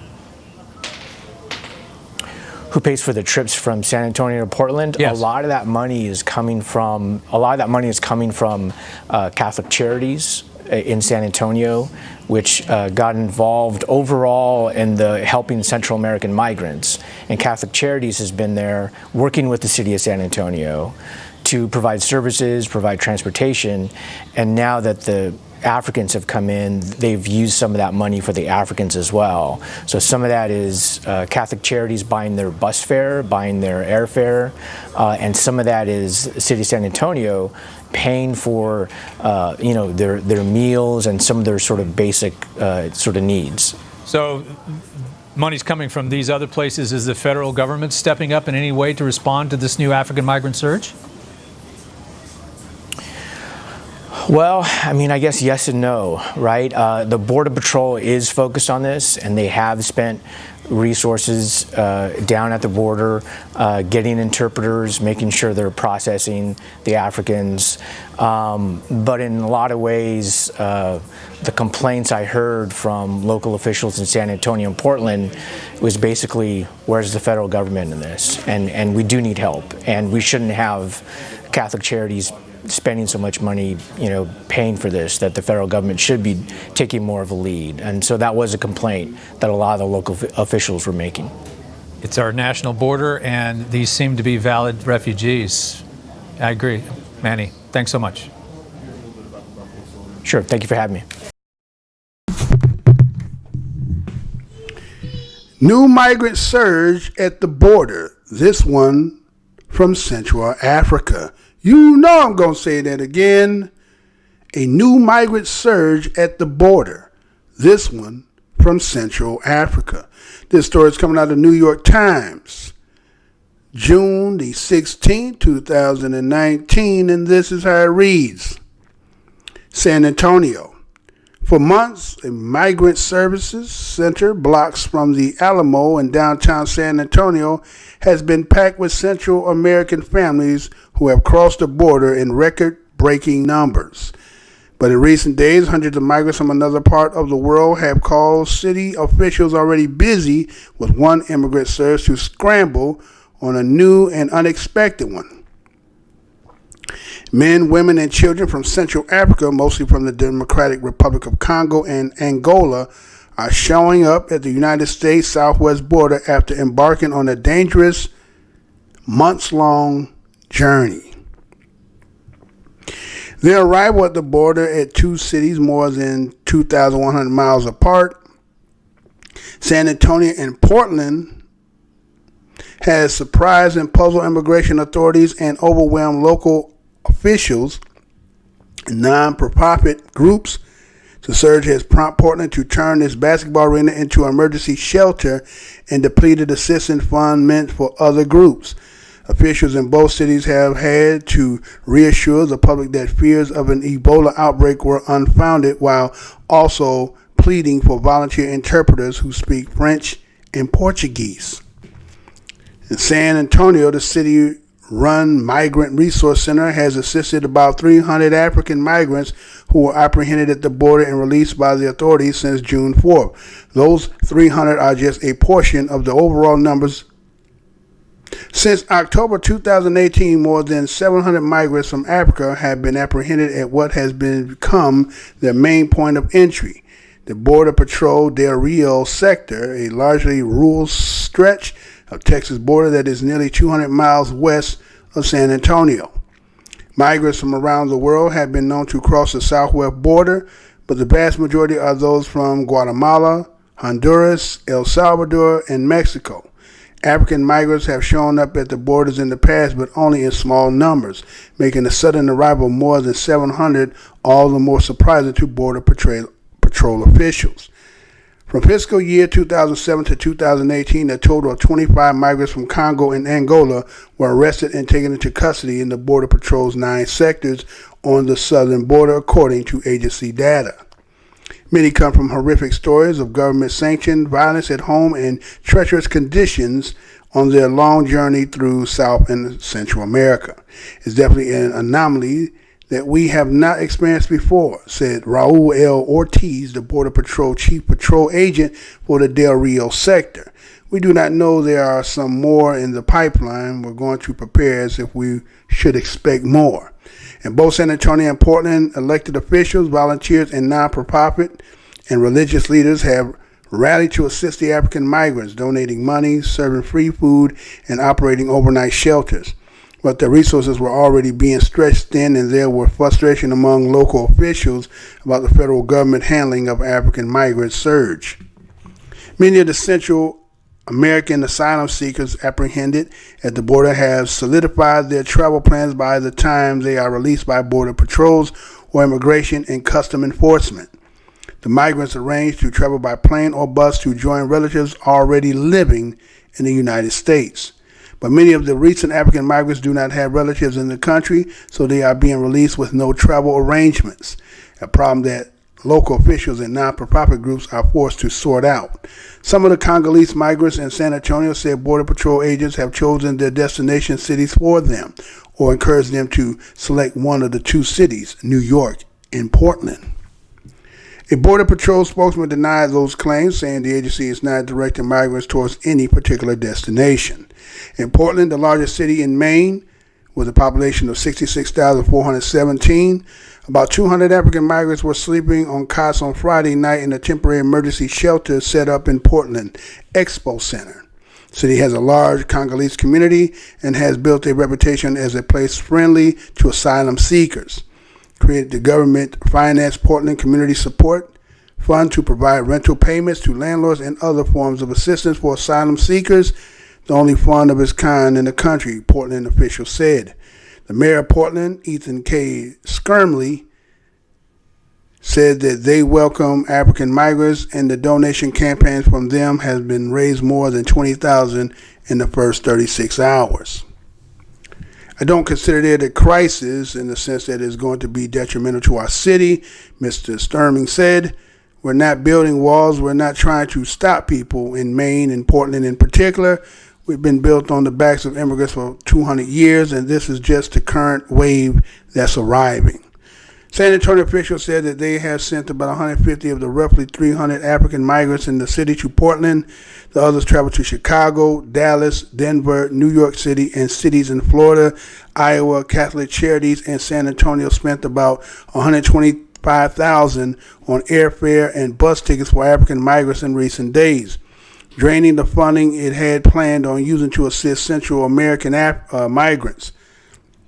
Meanwhile, the $200,000 Portland Government Assistance Fund was already overextended by $90,000. No one has been prepared for anything like this, said J. Antonio Fernandez, the president and chief executive of Catholic Charities of San Antonio. We were thinking that we were going to spend $120,000 in 3 to 4 months. We spent everything in 5 days. We're going to need help from people out there who want to help immigrants. On Friday, the Migrant Center, a former Quiznos sandwich shop in a city-owned building across the street from the downtown bus station, was filled with about 100 migrants, roughly 30 of whom were from Congo and Angola, and the rest from Central America. Outside, African families stood talking in groups or sat on the sidewalk with their backs against the wall. They did not hide their anguish or their tears. The Congolese spoke of fleeing violent clashes between militia fighters and government soldiers, widespread corruption, and government-led killings. Some of them traveled to the neighboring countries of Angola, then flew to Ecuador. From there, they said they had traveled by bus and on foot through Colombia, Panama, Costa Rica, Nicaragua, Honduras, Guatemala, Mexico, to the South Texas border. One Congolese woman cried as she stood on the sidewalk. She said her 5-year-old daughter had gotten sick and died on a bus. There weren't any doctors. There wasn't any medicine. She said, "It's too hard for me to talk about my story." 41-year-old man from Congo capital, Kinshasa, said he and his 10-year-old son had spent 4 months traveling to the border with a group of about 10 families. A man, a Red Cross volunteer and mechanic, who has to be identified only by the first name, Alan, said that he fled because he had been speaking out about government killings. "I cannot go back now," and said, "they will kill me. We prefer to live in freedom. In my country, there's no freedom, no democracy. We're concerned we're prisoners in our own country." Most treacherous part of the journey for many of the Congolese was in Darien Gap, a region in mountains, forests, and swampland at the border between Panama and Colombia that is considered one of the world's most dangerous jungles, where smugglers and armed criminals prey on migrants. Ellen said he was robbed at gunpoint there. A Congolese woman sitting on the sidewalk outside the center said in tears that she was raped in Darien Gap jungle. The woman, Gazelle Zinza Kitandi, 44, said migrants there had died because they were sick of dehydrated. Miss Kitandi grew increasingly distraught, and she sat with her legs embraced, being shot by Congolese government soldiers. She said she had no money for the bus ticket for her and her children. "I don't even have $1, Mr. Kitandi said.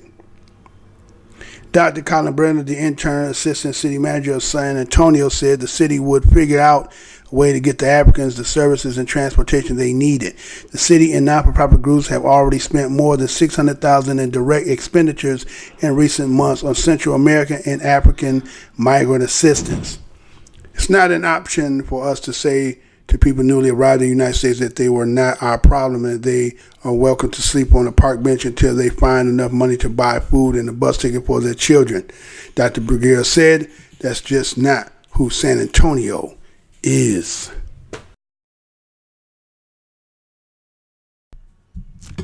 All right, I want to thank y'all for sitting through that one. That was a little long article there. But again, they said there's a new migrant surge at the border. This one from Central Africa. They say one, right? But it said there's a surge of Africans coming from Central Africa, right? That's in the middle of it, right? That they leaving and running. Now, you know, if you a watcher on the black corner of the internet, you have a lot of people who advocate for the exodus of black Americans to go back to the continent. Now, I wouldn't be saying that it's the worst thing. I'm just saying that when you visit a place, right, like let's say you go visit some relatives, and you stay for about a week or so, you get to see the public relation aspect of family, right? You don't know nothing about bills, money, lights about to cut off. No, they don't burden you with none of that. You there, you up, and you eating, and they doing all kind of things, right? But you don't know all the things that are pertaining that's going on in their household.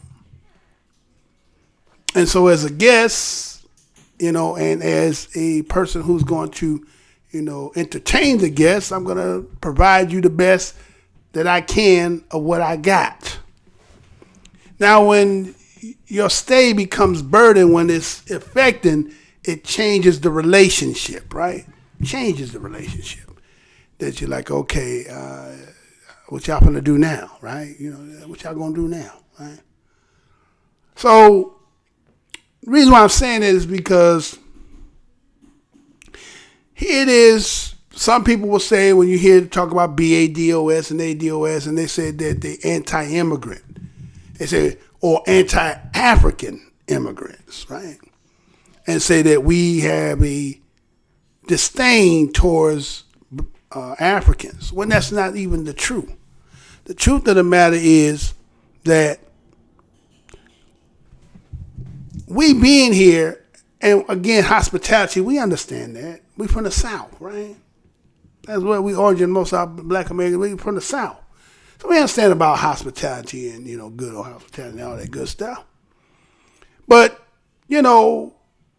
if this was, let's say, had to do about priorities and seniority, you have to take care of that first. Again, as a guest, I might serve you first, right? Make sure you get everything. You got a place to sleep, blanket, change of clothes. You can have my room, But when you become a part of this, then now it becomes, I got to take care of what's mine first, and then what's left over, I'll help you the best way I can. And so we understand the situation that people are fleeing from, because again, like I said, there may be some underlying things that's going on that has to do with your own country disabling, could be some things that's going on, right? And so the natural element seems like everybody's trying to flee here because it's like an open door policy. And if you kind of notice in the article, it's talking about how all these different non-for-profit organizations seem to be getting some kind of funding for this.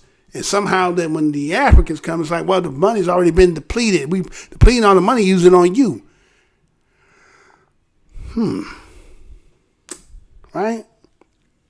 See, you have money for guests, but that what you need to take prior to, we don't have money for them. We don't have a remedy to cure what caused this before we can start bringing in guests and having this open door policy for everybody.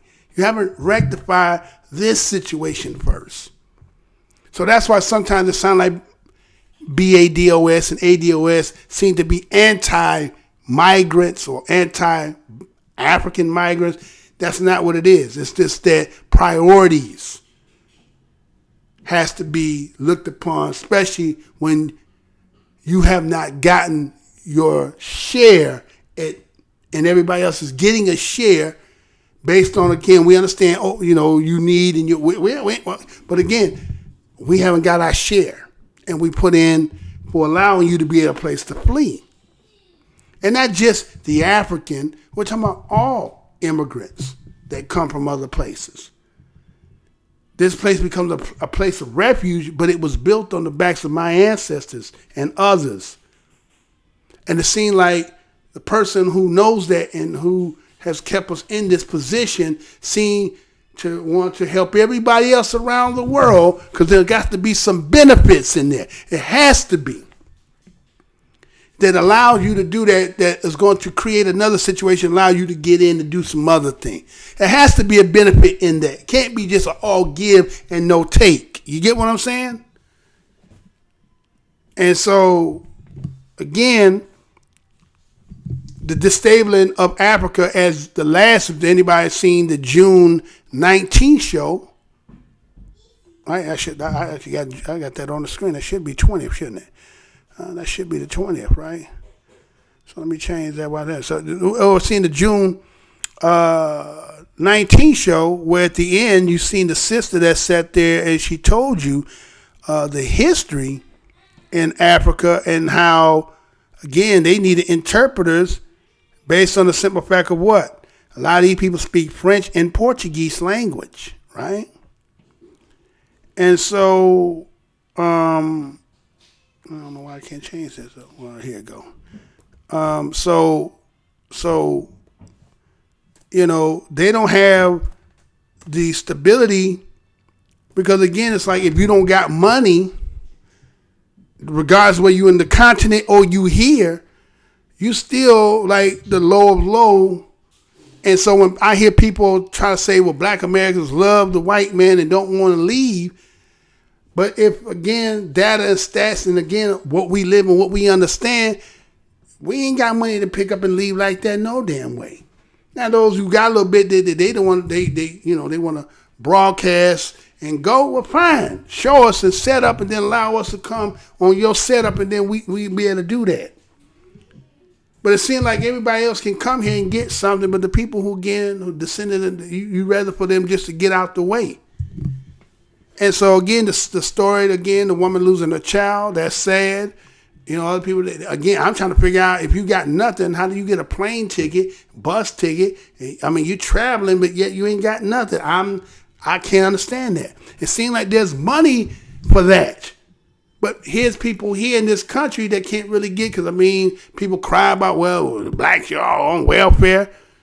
Well, what other opportunities is there if they can't get a job? You're miseducating them, you're pipelining to prison them, you've been redlining them, you made it. What about the other day? What about contract? Those contracts that they were selling for them houses, right? That you didn't get the title, but you had all the responsibilities, and then you would lose a house based on slow or missing a payment. Paid 2.5 times more than that they were selling to white folks.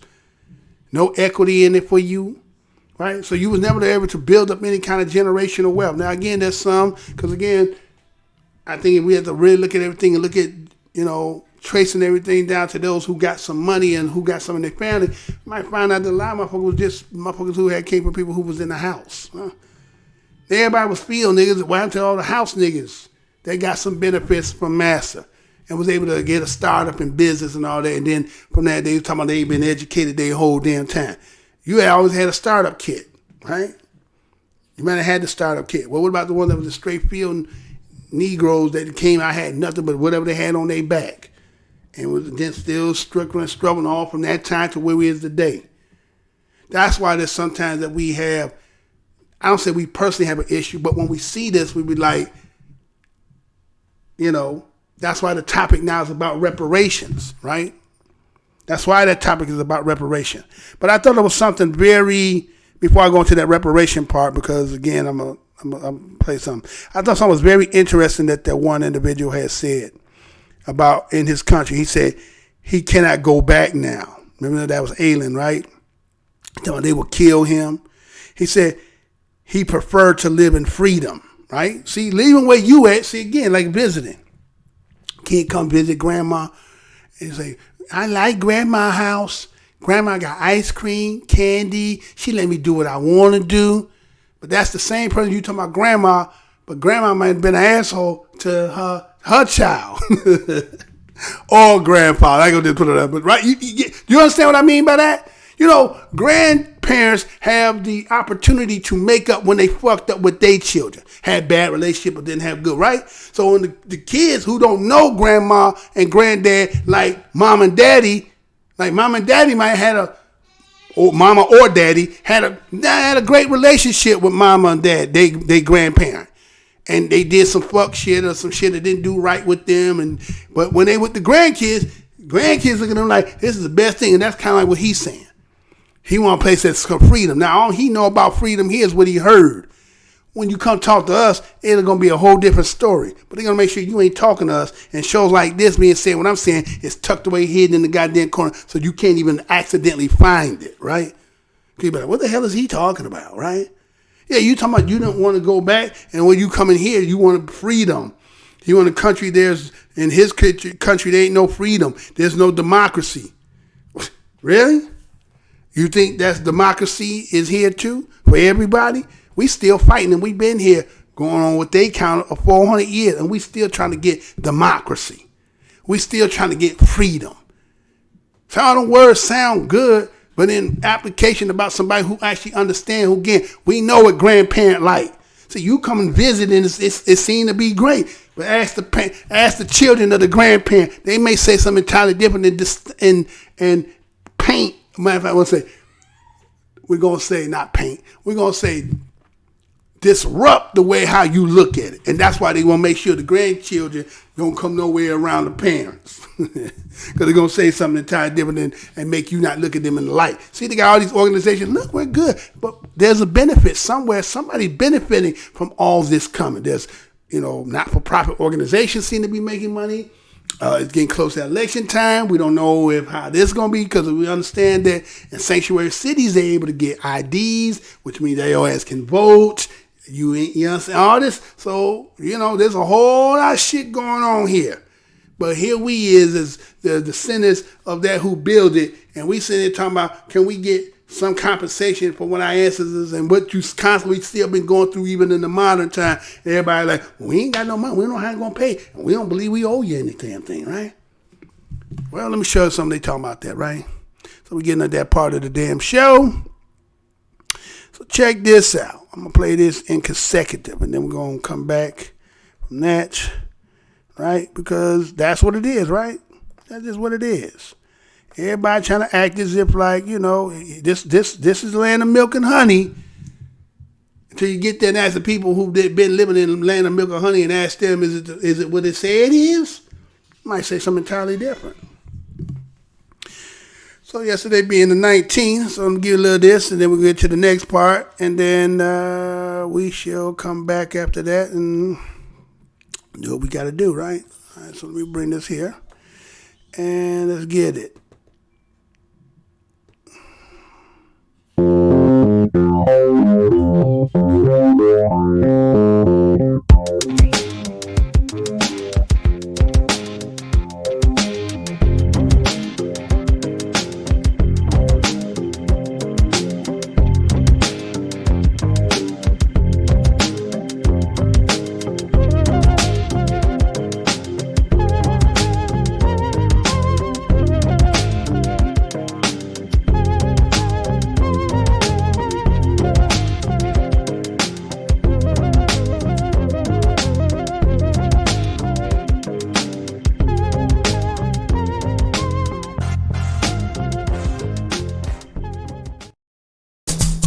Juneteenth is a celebration of the end of slavery in the United States. It is tied to or originated in Texas, where slavery ended last in the United States. Slaves became aware or were made aware that they had been liberated when a Union general who led a troop who had taken control of Texas, arrived, stood on a balcony of a mansion in Galveston, Texas, and read what is essentially a proclamation about the liberty of slaves.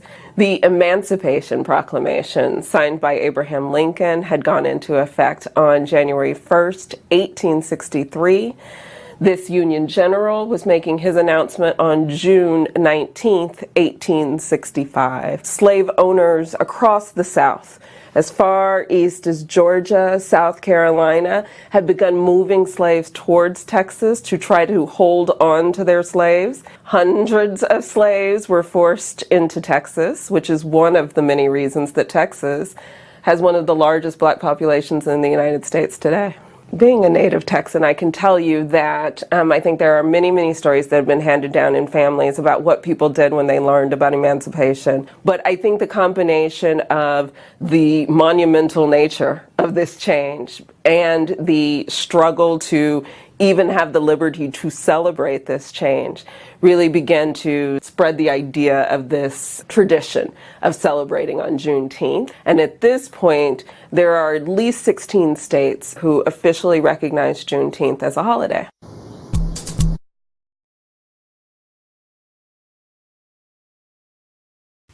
Hey, NBC News viewers, thanks for checking out our YouTube channel. Subscribe.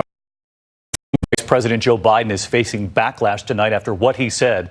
Congress needing to work together, the ability to work with others. But Biden citing segregationist senators as examples of people he's worked with in the past, calling them mean, but that he worked with them. His opponents pouncing tonight, and all of this comes just as the debate over reparations takes center stage on the Hill. Terry Moran in Washington.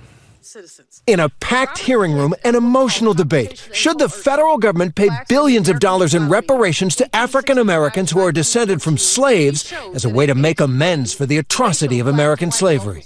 Slavery is the original sin. Slavery has never received an apology. This hearing, the first on the issue in a decade, actor Danny Glover and Democratic Senator and presidential candidate Cory Booker making the case for reparations. But even before this hearing began, Senate Majority Leader Mitch McConnell weighing in and sparking controversy. I don't think reparations for something that happened 150 years ago for whom none of us currently living are responsible is a good idea. We've, tried to deal with our original sin of slavery by fighting a civil war, by passing landmark civil rights legislation. We've elected an African-American president. That touched a nerve. Writer Ta-Nehisi Coates firing back. For a century after the Civil War, black people were subjected to a relentless campaign of terror, a campaign that extended well into the lifetime of Majority Leader McConnell. This debate coming on the same day Vice President Joe Biden drew fire from fellow Democrats for his comments at a fundraiser last night. Recalling a bygone era of civility in Washington, Biden spoke of two segregationist senators, saying of one, Herman Talmadge of Georgia, "One of the meanest guys I ever knew." You go down the list of all these guys. Well, guess what? At least there was some civility. We got things done.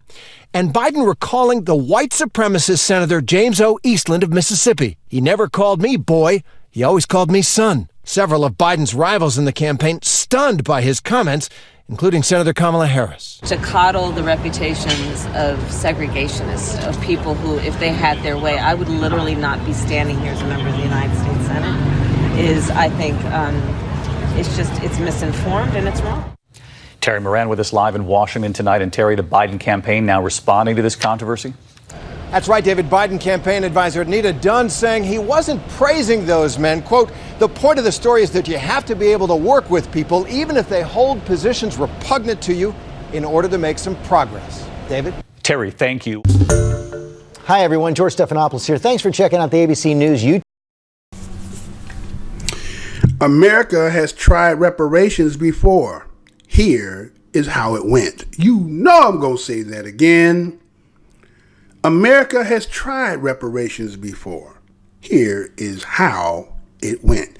This story is coming out of the New York Times, June the 19th, 2019, and this is how it reads. Ever since a Union Army general announced in Galveston, Texas, that all slaves are free on June 19, 1865, a day now commemorated as Juneteenth. The question of how to compensate the country's formerly enslaved people have hung over the United States. Lawmakers in Washington addressed reparations for slavery for the first time in more than 10 years on Wednesday.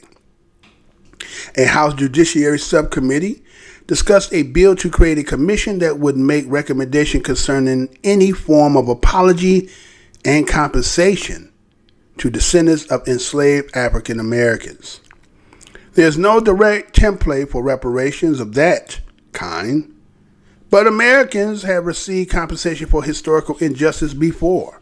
Examples include Japanese Americans interned during the World War II, survivors of police abuse in Chicago, victims of forced sterilization, and black residents of a Florida town that was burned by a murderous white mob. Here is a look at what happened in those cases and some of the lessons that can be drawn from them. Native Americans did not get full control of money awarded to them. After World War II, Congress created the Indian Claims Commission to pay compensations to any federally recognized tribe for land that had been seized by the United States. The group mission was complicated by a paucity of written records, difficulty in putting a value on the land for its agricultural productivity or religious significance, and problems with determining boundaries and ownership from decades or more than a century earlier. The results were disappointing for Native Americans. The commission paid out about $1.3 billion, the equivalent of less than $1,000 for each Native American in the United States at the time. The commission dissolved in 1978. On one level, it was remarkable, says Melody McCoy, a lawyer for the Native American Rights Fund, a non-profit group that has represented tribes in hundreds of major cases. Congress listened to the claim of tribal leaders. But Ms. McCoy said the government took a paternalistic view and kept Native Americans from having direct control of the funds, and to believe they were not competent to receive such large amounts of money. They did not make those awards whether it was $200 million, $20 million, or $20,000. They held that money in trust accounts, she said. A separate agreement struck with Congress in 1971 led to the biggest award, $962 million worth of land in Alaska, some 44 million acres, in return for Indians, Eskimos, and Aleuts relinquishing their aboriginal claim to the rest of the state. Once again, the compensation was not awarded directly. Instead, the land was put in control of corporations, and the beneficiaries were given shares of stock in them. Some victims of forced sterilizations were left out. One of the thorniest problems with making reparation to victims of sweeping historical injustices is deciding who was included and who was not. 2013, North Carolina became the first state in the country to pass a law intended to compensate the surviving victims among the 7,600 people who were involuntarily sterilized under a decade-long eugenic program. The victims were largely poor, disabled, or African American. State lawmakers set up a $10 million fund to compensate them. Conflicts arose over who was eligible. The state commission and state courts denied claims from relatives of victims who had died. Others were deemed ineligible because they had been sterilized by a country welfare office and not the state eugenics program, said Bob Bollinger, a lawyer who represented some of those victims. They got left out, Mr. Bollinger said. You got to draw your reparations laws broadly enough that you don't leave out the people you're trying to help. Defining the wrong done to Japanese Americans was fairly straightforward. On separate occasions, 40 years apart, Congress awarded payments to Japanese Americans who were taken from their homes during World War II and sent to internment camps. The Japanese American Evacuation Claims Act of 1948 offered compensation for real and personal property they had lost. About $37 million was paid to 26,000 claimants, but no provision was made for the lost freedom or violated rights. That came in 1988 when Congress voted to extend an apology and pay $20,000 to each Japanese American survivors of the internment. More than $1.6 billion was paid to 82,219 eligible claimants. The internment had been carried out without adequate security reasons, Congress declared, and was motivated largely by racial prejudice, wartime hysteria, and a failure of political leadership. The act acknowledged that the physical and emotional damage the internees had suffered include miseducation, job training, could never be fully compensated. The bill produced a wonderful feeling among Japanese Americans, according to Representative Robert T. Matsu, a California Democrat who was interned with his parents as a child. It lifted the specter of disloyalty that hung over us for 42 years because we were incarcerated. We were made whole again as American citizens. The injustice began and ended on known dates. Most victims could be readily identified through official records, and more than half were still alive when the compensations were awarded. The situation would be more complicated and challenging for African American claimants seeking reparations over slavery.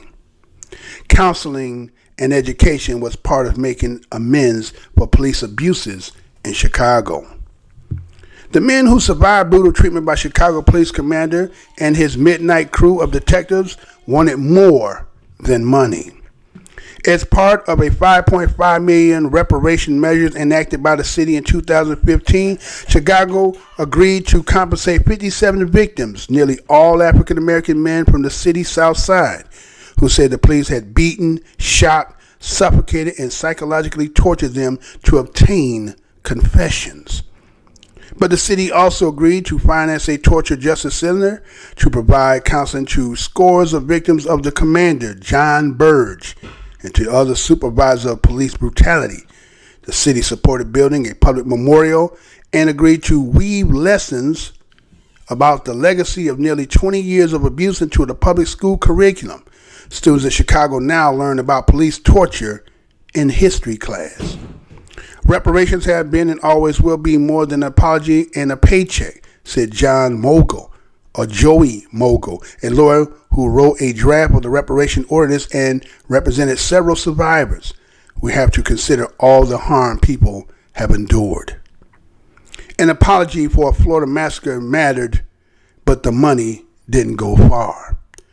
More than 70 years after a racist mob massacred black residents in Rosewood, Florida, and burned a hamlet to the ground, Lizzie Jenkins' mother received exactly $333.33 as recompense. 1994, Florida became the first state to pass a reparation law acknowledging a need to confront an eruption of racist violence that government officials failed to stop. The law set aside $2 million for those who survived the 1923 massacre, which began with an allegation that a black man had assaulted a white woman. A white mob that included Ku Klux Klan members swarmed into the largely black hamlet of Rosewood and killed at least 6 black residents, and perhaps many more. Churches and houses were burned and the residents scattered, never to return. Mr. Jenkins, 80 historian and author whose aunt and uncle were attacked and nearly lynched in Rosewood, said that some survivors used a relatively modest payment to re-roof a house or do some remodeling. Her family used it to pay the taxes on the property where her aunt had grown up. They didn't get a whole lot of money, she said, of the victims, but at least Florida acknowledged they had made a mistake. When the reparation law passed, its supporters hailed it as a moment to right an atrocity wrong, while opponents complained about being responsible for the sins of our forefathers. But Mrs. Jenkins said the impact of reparations turned out to be surprisingly small, never enough to erase the bloody history or restore what had been taken. People just continue living their lives, she said. They lost everything, their personal items, their property, their hometown. Their dreams were derailed, but they didn't lose their dignity. Georgetown University students are trying to repay a big debt with a small tuition increase. In April, students of Georgetown University voted to increase their tuition to benefit descendants of the 272 enslaved Africans, whom the Jesuits who ran the school sold nearly 2 centuries ago to secure its financial future. The school wouldn't be here without them, said Shepard Thomas, a junior from the New Orleans, who was part of the campus group. Students for the GU 272 that pushed for reparation to be paid for Mr. Thompson, a psychology major, a descendant from enslaved people who were part of the 1838 sale. Mr. Thomas said the amount of the fee, $27.20, was chosen to evoke the number of people sold while not being too onerous for students. A semester tuition and fee for a full-time student comes to $27,720. The university has about 7,000 undergraduates, so the fee would raise about $380,000 a year for the fund. The students-led referendum was non-binding, and the university board of directors must approve the measure before it can take effect. Georgetown University agreed in 2016 to give admissions preference to descendants of the 272 slaves. Mr. Thomas was one of the first to be admitted under the policy. The school also formally apologized for its role in slavery and has renamed 2 buildings on its campus to acknowledge the lives of the enslaved people.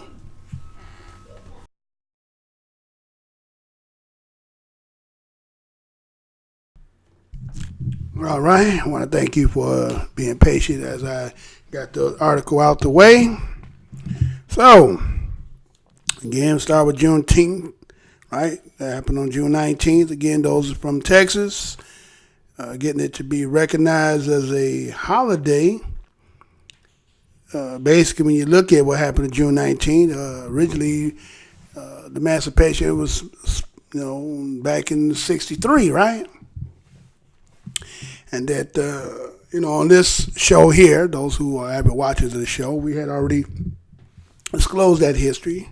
Now they came in town and announced that they had been set free June 19, 1865, which is like 2.5 years later.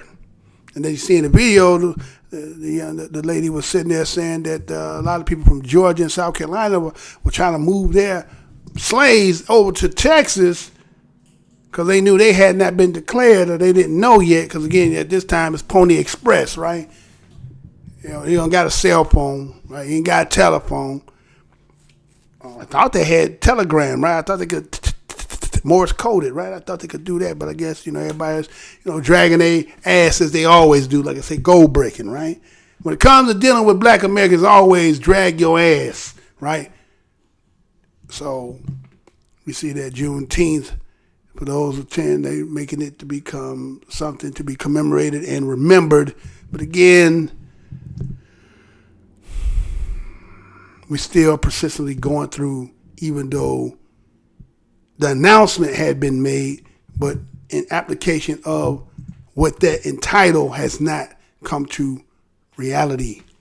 And that's the fight where we still continue, right? And you see that they had the hearing, right, about with Tallahassee Coates, and they had, what's his name? Not Mel Gibson, the other one they played in the movie, right? Matter of fact, I should know Danny Glover. Matter of fact, shit, I ain't gonna put that out there, but anyway, so Danny Glover, right? That was an actor, right? And those who might have seen, I was kind of watching a little of that when that first. I think that's why I didn't do no show that day, right? That had came on, and so they was laying out. They was just basically saying the history that's already pretty much primarily known by them, right? They already know the history is to it. I understand you want to do the formality, the other way to get the process going, but you understand this is, justice. What they say, justice delayed is justice denied. Let me say that again. Justice delayed is justice denied. So you keep seeing that people are saying all kinds of things. Mitch McConnell, 150 years ago. Well, 150 years ago is when it stopped, supposedly the announcement. The work prior to that goes back how long? It was up to about 260, something like that, right? 1865, 1619, 200 and, right? over 200 years prior to then, right? So to just say 150 years, that's you talking about from this time going back to when the announcement. But what about when the work and everything else was put in? But we ain't even just counting that. We're talking about Jim Crow, redlining, mass incarceration. We got a lot on this plate. That's why I think y'all want to do everything not to do about cutting no check. Because as you see, this article was talking about, it gave you, what they deemed they paid reparations to, right? And talked about that, right? And it shows that really just bullshitting. When you looked at the little history that it talked about, it was about after, the Native Americans didn't get full control of the money awarded to them. Yet you awarded them, right? You gave them the claim, right? And it was only for those who would be federally recognized tribes for land that had been seized by the United States. Now, again, you took what belonged to them, then you're going to reallocate it back, but it had to have stipulations. And then when you allocate the money, we're going to put it in this trust here. But you ain't going to never get the money. See, that's the whole thing. That's why they're speaking with a forked tongue. He ain't never square dealing straightforward about shit. Right? That ain't what he is. So we see that the group that they had put together, they said it was, complicated by its paucity because there was no written records, right? They were talking about, it's kind of hard for us to kind of figure it out. Again, everything got destroyed. How you think you're going to be some damn records? And then trying to figure if you could put some assessment to the value of the land and the agricultural productivity that the land would have produced and all the religious significance and all the stuff that had been destroyed. That's why, will you ever be totally compensated for what's been lost? And the people who we talking about, right? And so they even was trying to even determine the boundaries of the ownership, right? And then a lot of stuff that just didn't have nothing to do with none of that. And so what ended up happening, a lot of the Indians was disappointed about that, right? Because the commission, they said, paid out about $1.3 billion. And then if you looked at the equivalent to what they were talking about, how many people it was, they only got about $1,000 for each Native American.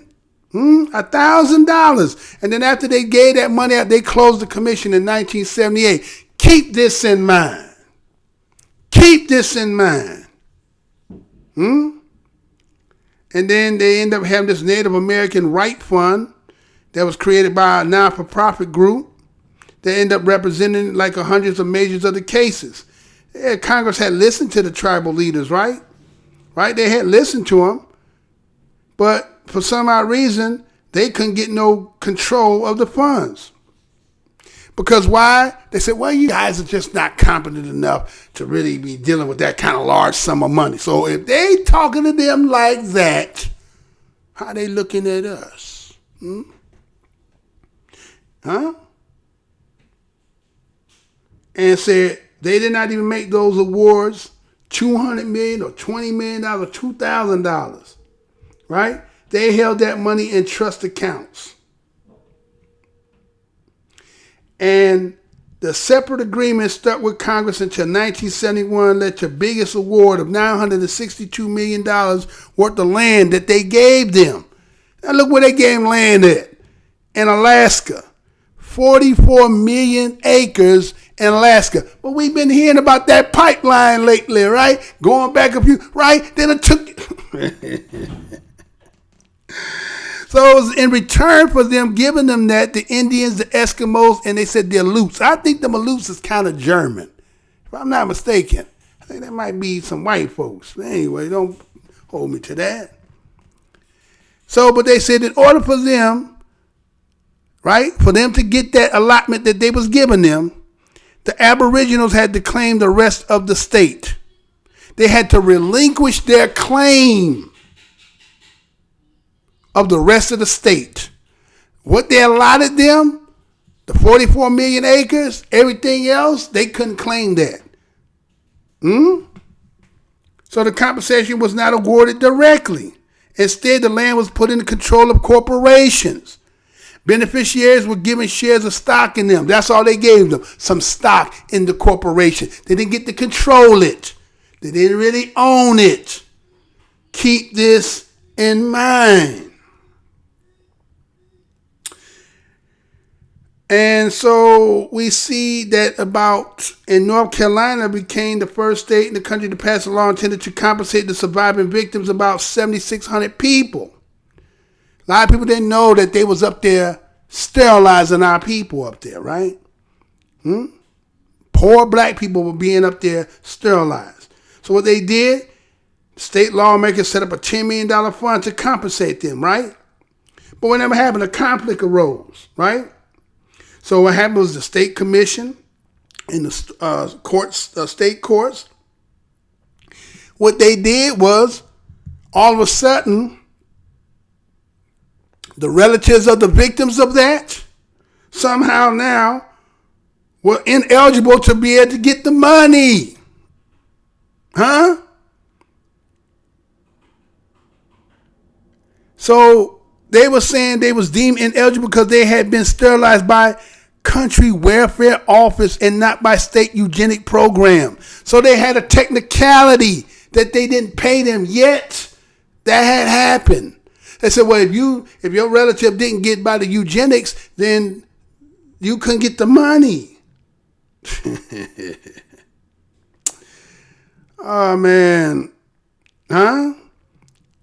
So they start leaving out the people who were the descendants of that. That's what I'm saying, man.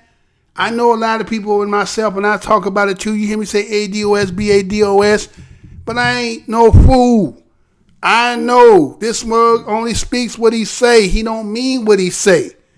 Even though you doing it and doing what you doing, that don't mean he gonna do what he do. Because you have, again, they said, well, Mr. Blowman, you don't be showing no tangible, no red. Well, look, I'm giving you the story. Story says if you look historically at what he's done, it's a trick bag, right? It's just a straight up trick bag, right? So when you see that the 40-year apart from Congress awarded the payments to the Japanese American, right? Remember they was taken from their homes during World War II, sent into internment camps, right? Then the Japanese American Evacuation Act of 1948, they end up what? Trying to say we're going to give you compensation, right? For your real and personal property that they had lost. Now, again, they paid about $37 million was paid to 26,000 claimants. Now, listen to this, right? 26,000 claimants, right? 26,000. But they said there was no provision was made for the lost freedom of violated rights.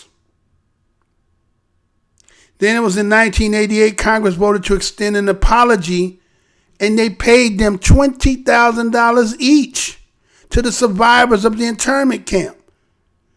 More than $1.8 billion was paid to about 82,219 who were eligible claimants. See, that's what's going to happen with our people. A lot of people are not going to be ineligible. Going to find some criteria that your ass ain't going to be able to get the money. Keep this in mind.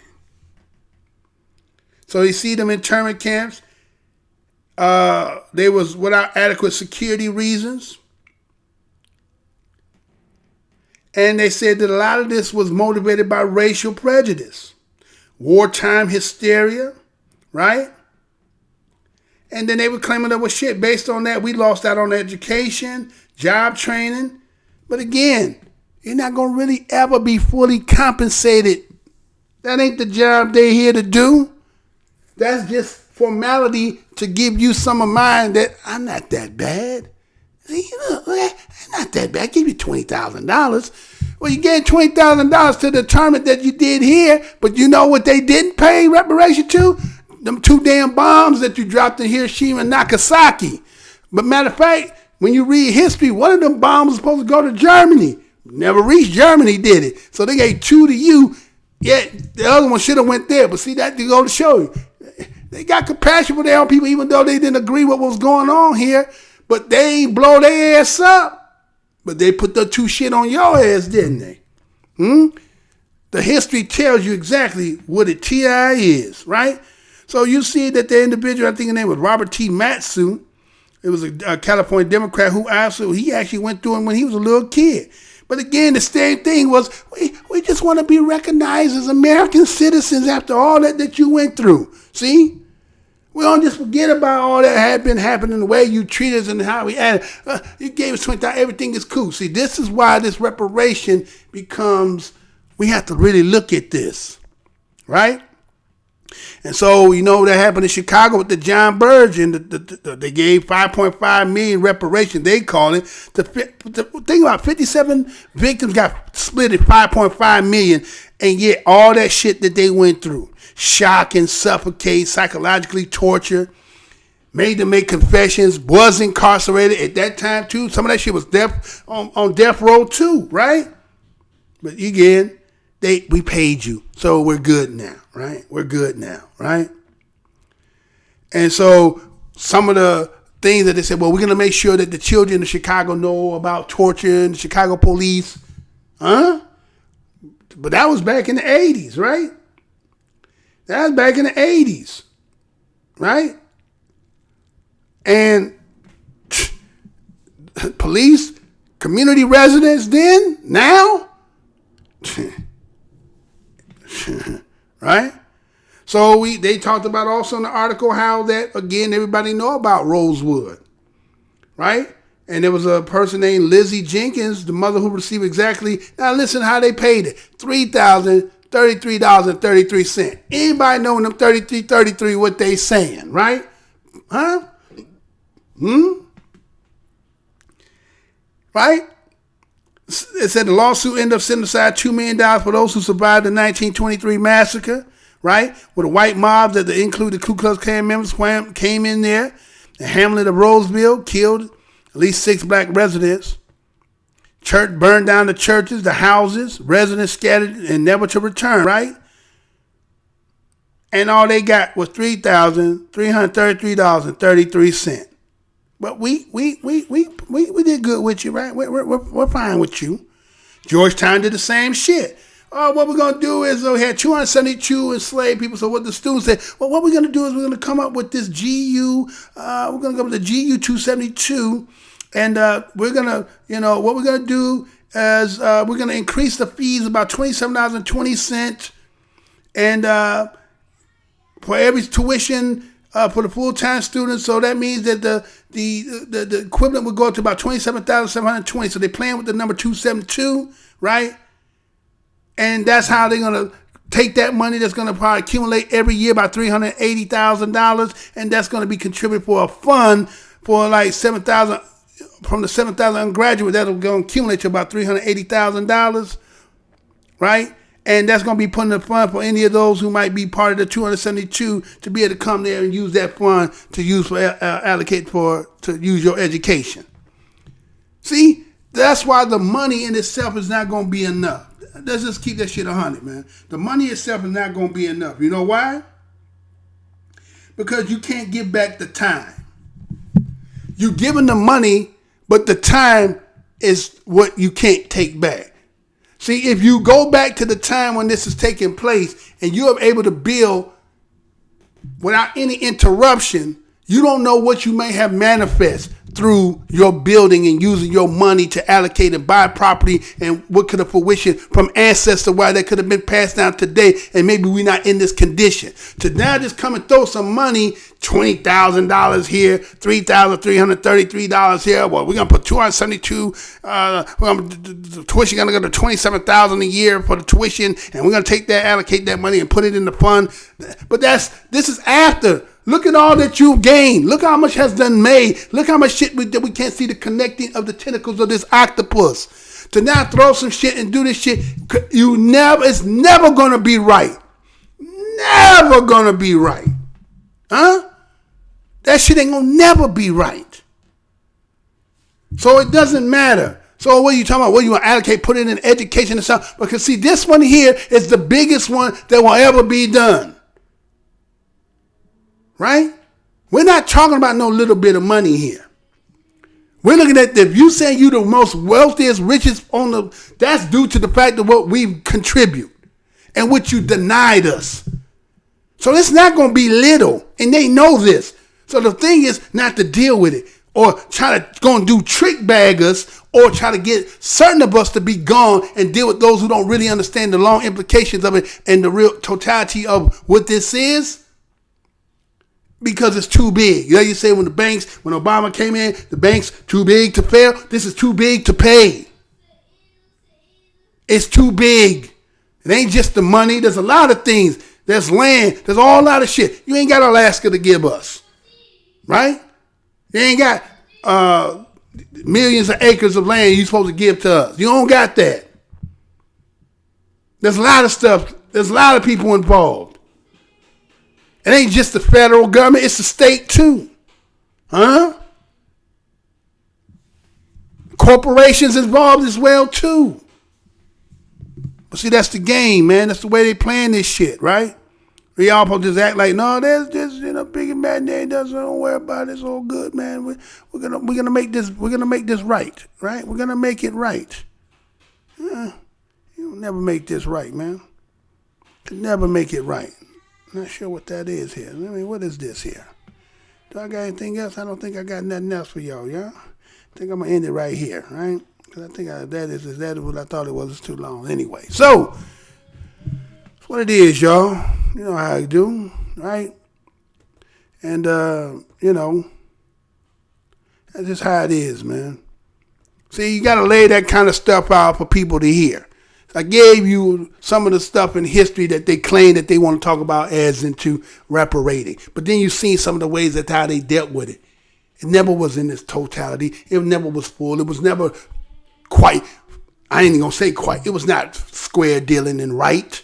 It was just a formality to say we did it and see, we did right. But no, I don't think you could ever make this right because of the time. See, if you go back to where it originated and then look at how you developed and how this country became, and then you want to give us something and say this is equivalent, it can never be. There's too much been lost. There's too many things that could have been that cannot be because of the late start of the game we in. But we're going to play this game and act like that's what it is. Anyway, this is Mr. Blow Your Mind, come with another thought-provoking news show. And until the next one, stay black, love, and all that good stuff. And it is what it is, right? Till the next show, y'all. Stay with all and love and all that good stuff. Portions of the following program may be unsuitable for younger or more sensitive viewers. Viewer discretion is advised.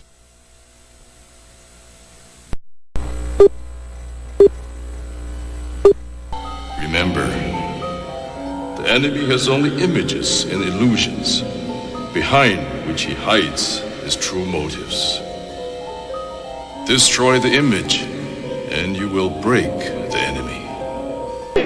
I'm here to tell you tonight that the businessmen, the mayor of this city, the police commissioner of this city, and everybody in the white power structure of this city must take a responsibility for everything. Can you feel it? Can you feel it? Luther and I and everyone in this arena tonight are unified by the same great American values. We're proud of our country. We respect our flag.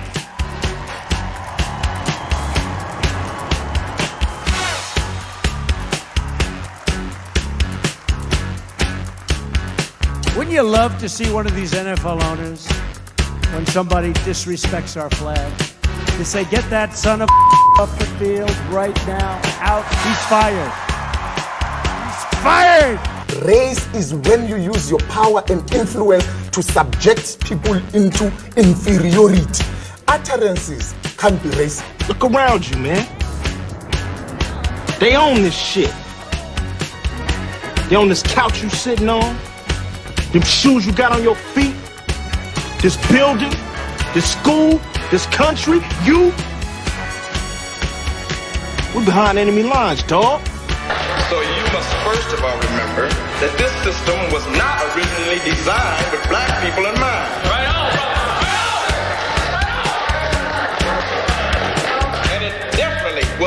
prepared for black people to, in the end, begin to demand their rights and an equal share in this country which they've died for. Hey, and we definitely are not going back to Africa. In the church, we used to sing the song, "Good news, the chariot is coming." While you sit here today, knowing that you have come to hear good news, you must realize in advance what good news for you might be bad news for somebody else. What good news for the sheep might be bad news to the world. They say, oh, things are getting so much better for you. In 1849, it was hitting blacks on the head 100 times a day. In 1990, they hit them 48 times a day. Isn't it better? Oh, it's got to be better. You're saved 52 blows. The only purpose of most black Americans on earth today is to destroy. I think that's noble. Italians love Italians. When Irish love Irish. But when a nigga loves a nigga, it's an unpardonable sin. They have blood in their hands. When we say they have blood in their hands, we are not saying him, George Bezos, went and killed. But white people colonized us. They dispersed us. They enslaved our people. They sucked our economy dry. They are still sucking it dry even today. That's white people. Tony Blair, George Bush, Napoleon Bonaparte, Leopold, Adolf Hitler, Benjamin Netanyahu. All white people, they are the same. They are racist and they are full of hate. I've been waiting for you. You have many questions, and though the process has altered your consciousness, you remain irrevocably human. Ergo, some of my answers you will understand, and some of them you will not. Concordantly, while your first question may be the most pertinent, you may or may not realize it is also the most irrelevant.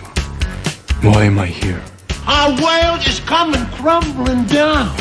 The coons are coming. You got to understand that white America has an uncanny way of making the victim the victimizer. Excuse me, master, for putting my head in the way of your club. Not that your club is brutalizing my head and putting hickeys on it. My head got in the way of your free swing and broke your shiny stick, and I want to apologize for that. Your life is the sum of a remainder of an unbalanced equation inherent to the programming of the Matrix. You are the eventuality of an anomaly which, despite my sincerest efforts, I have been unable to eliminate from what is otherwise a harmony of mathematical precision. While it remains a burden assiduously avoided, it is not unexpected and thus not beyond a measure of control, which has led you inexorably here. There are more connections in the human body than there are stars in the galaxy. We possess a gigantic network of information to which we have almost no access.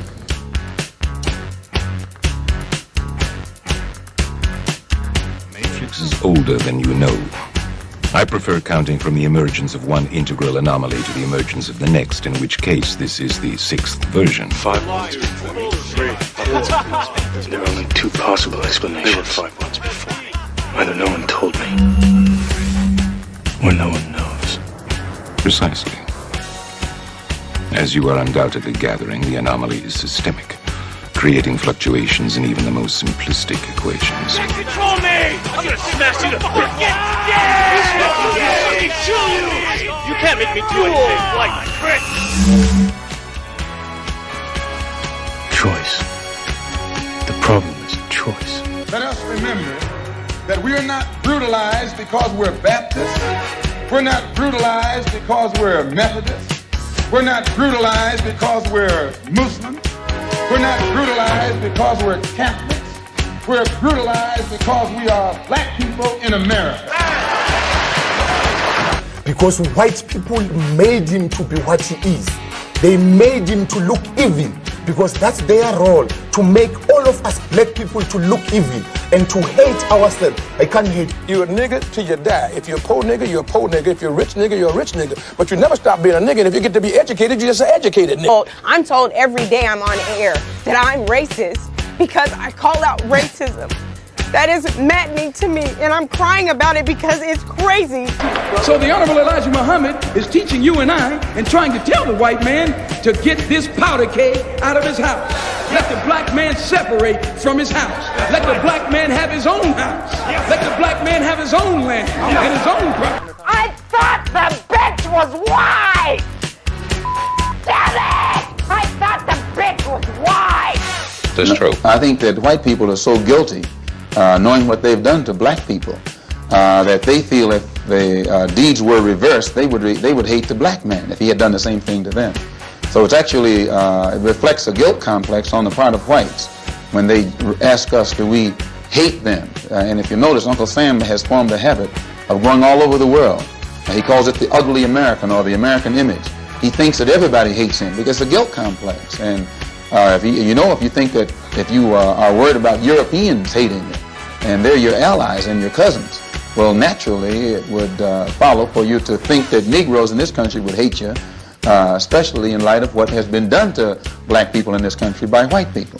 Now, check it out. The white ball dominates everything, right? Knocks the shit out the yellow ball, the red ball, right? And the game's over when the white ball drives the black ball completely off the table. But you have to see that all of this is hypocrisy. I love Malcolm. Malcolm called me the Sunday that he died. I was working Basin Street East. He said, Brother Greg, you coming by today? And I said, Malcolm, I love you. And I said, I love you so much, I don't even want to take a chance to be there. He said, what do you mean, Brother Greg? I said, well, I close tonight, Sunday night at Basin Street East. And I said, but I had my wife book me a flight into Chicago at 8 o'clock this morning. And I'm going to Chicago, and I had way beneath my salary, booked me into a college about 10 miles from the airport. And I'm going to go there and speak this afternoon, and I'm going to stay there until they tell me you dead. Because I'm not going to let this government get two of us for the price of one. And I'm going to call Adam Clayton Powell when I finish talking to you and beg him not to come there. Because today, the United States government is going to get you.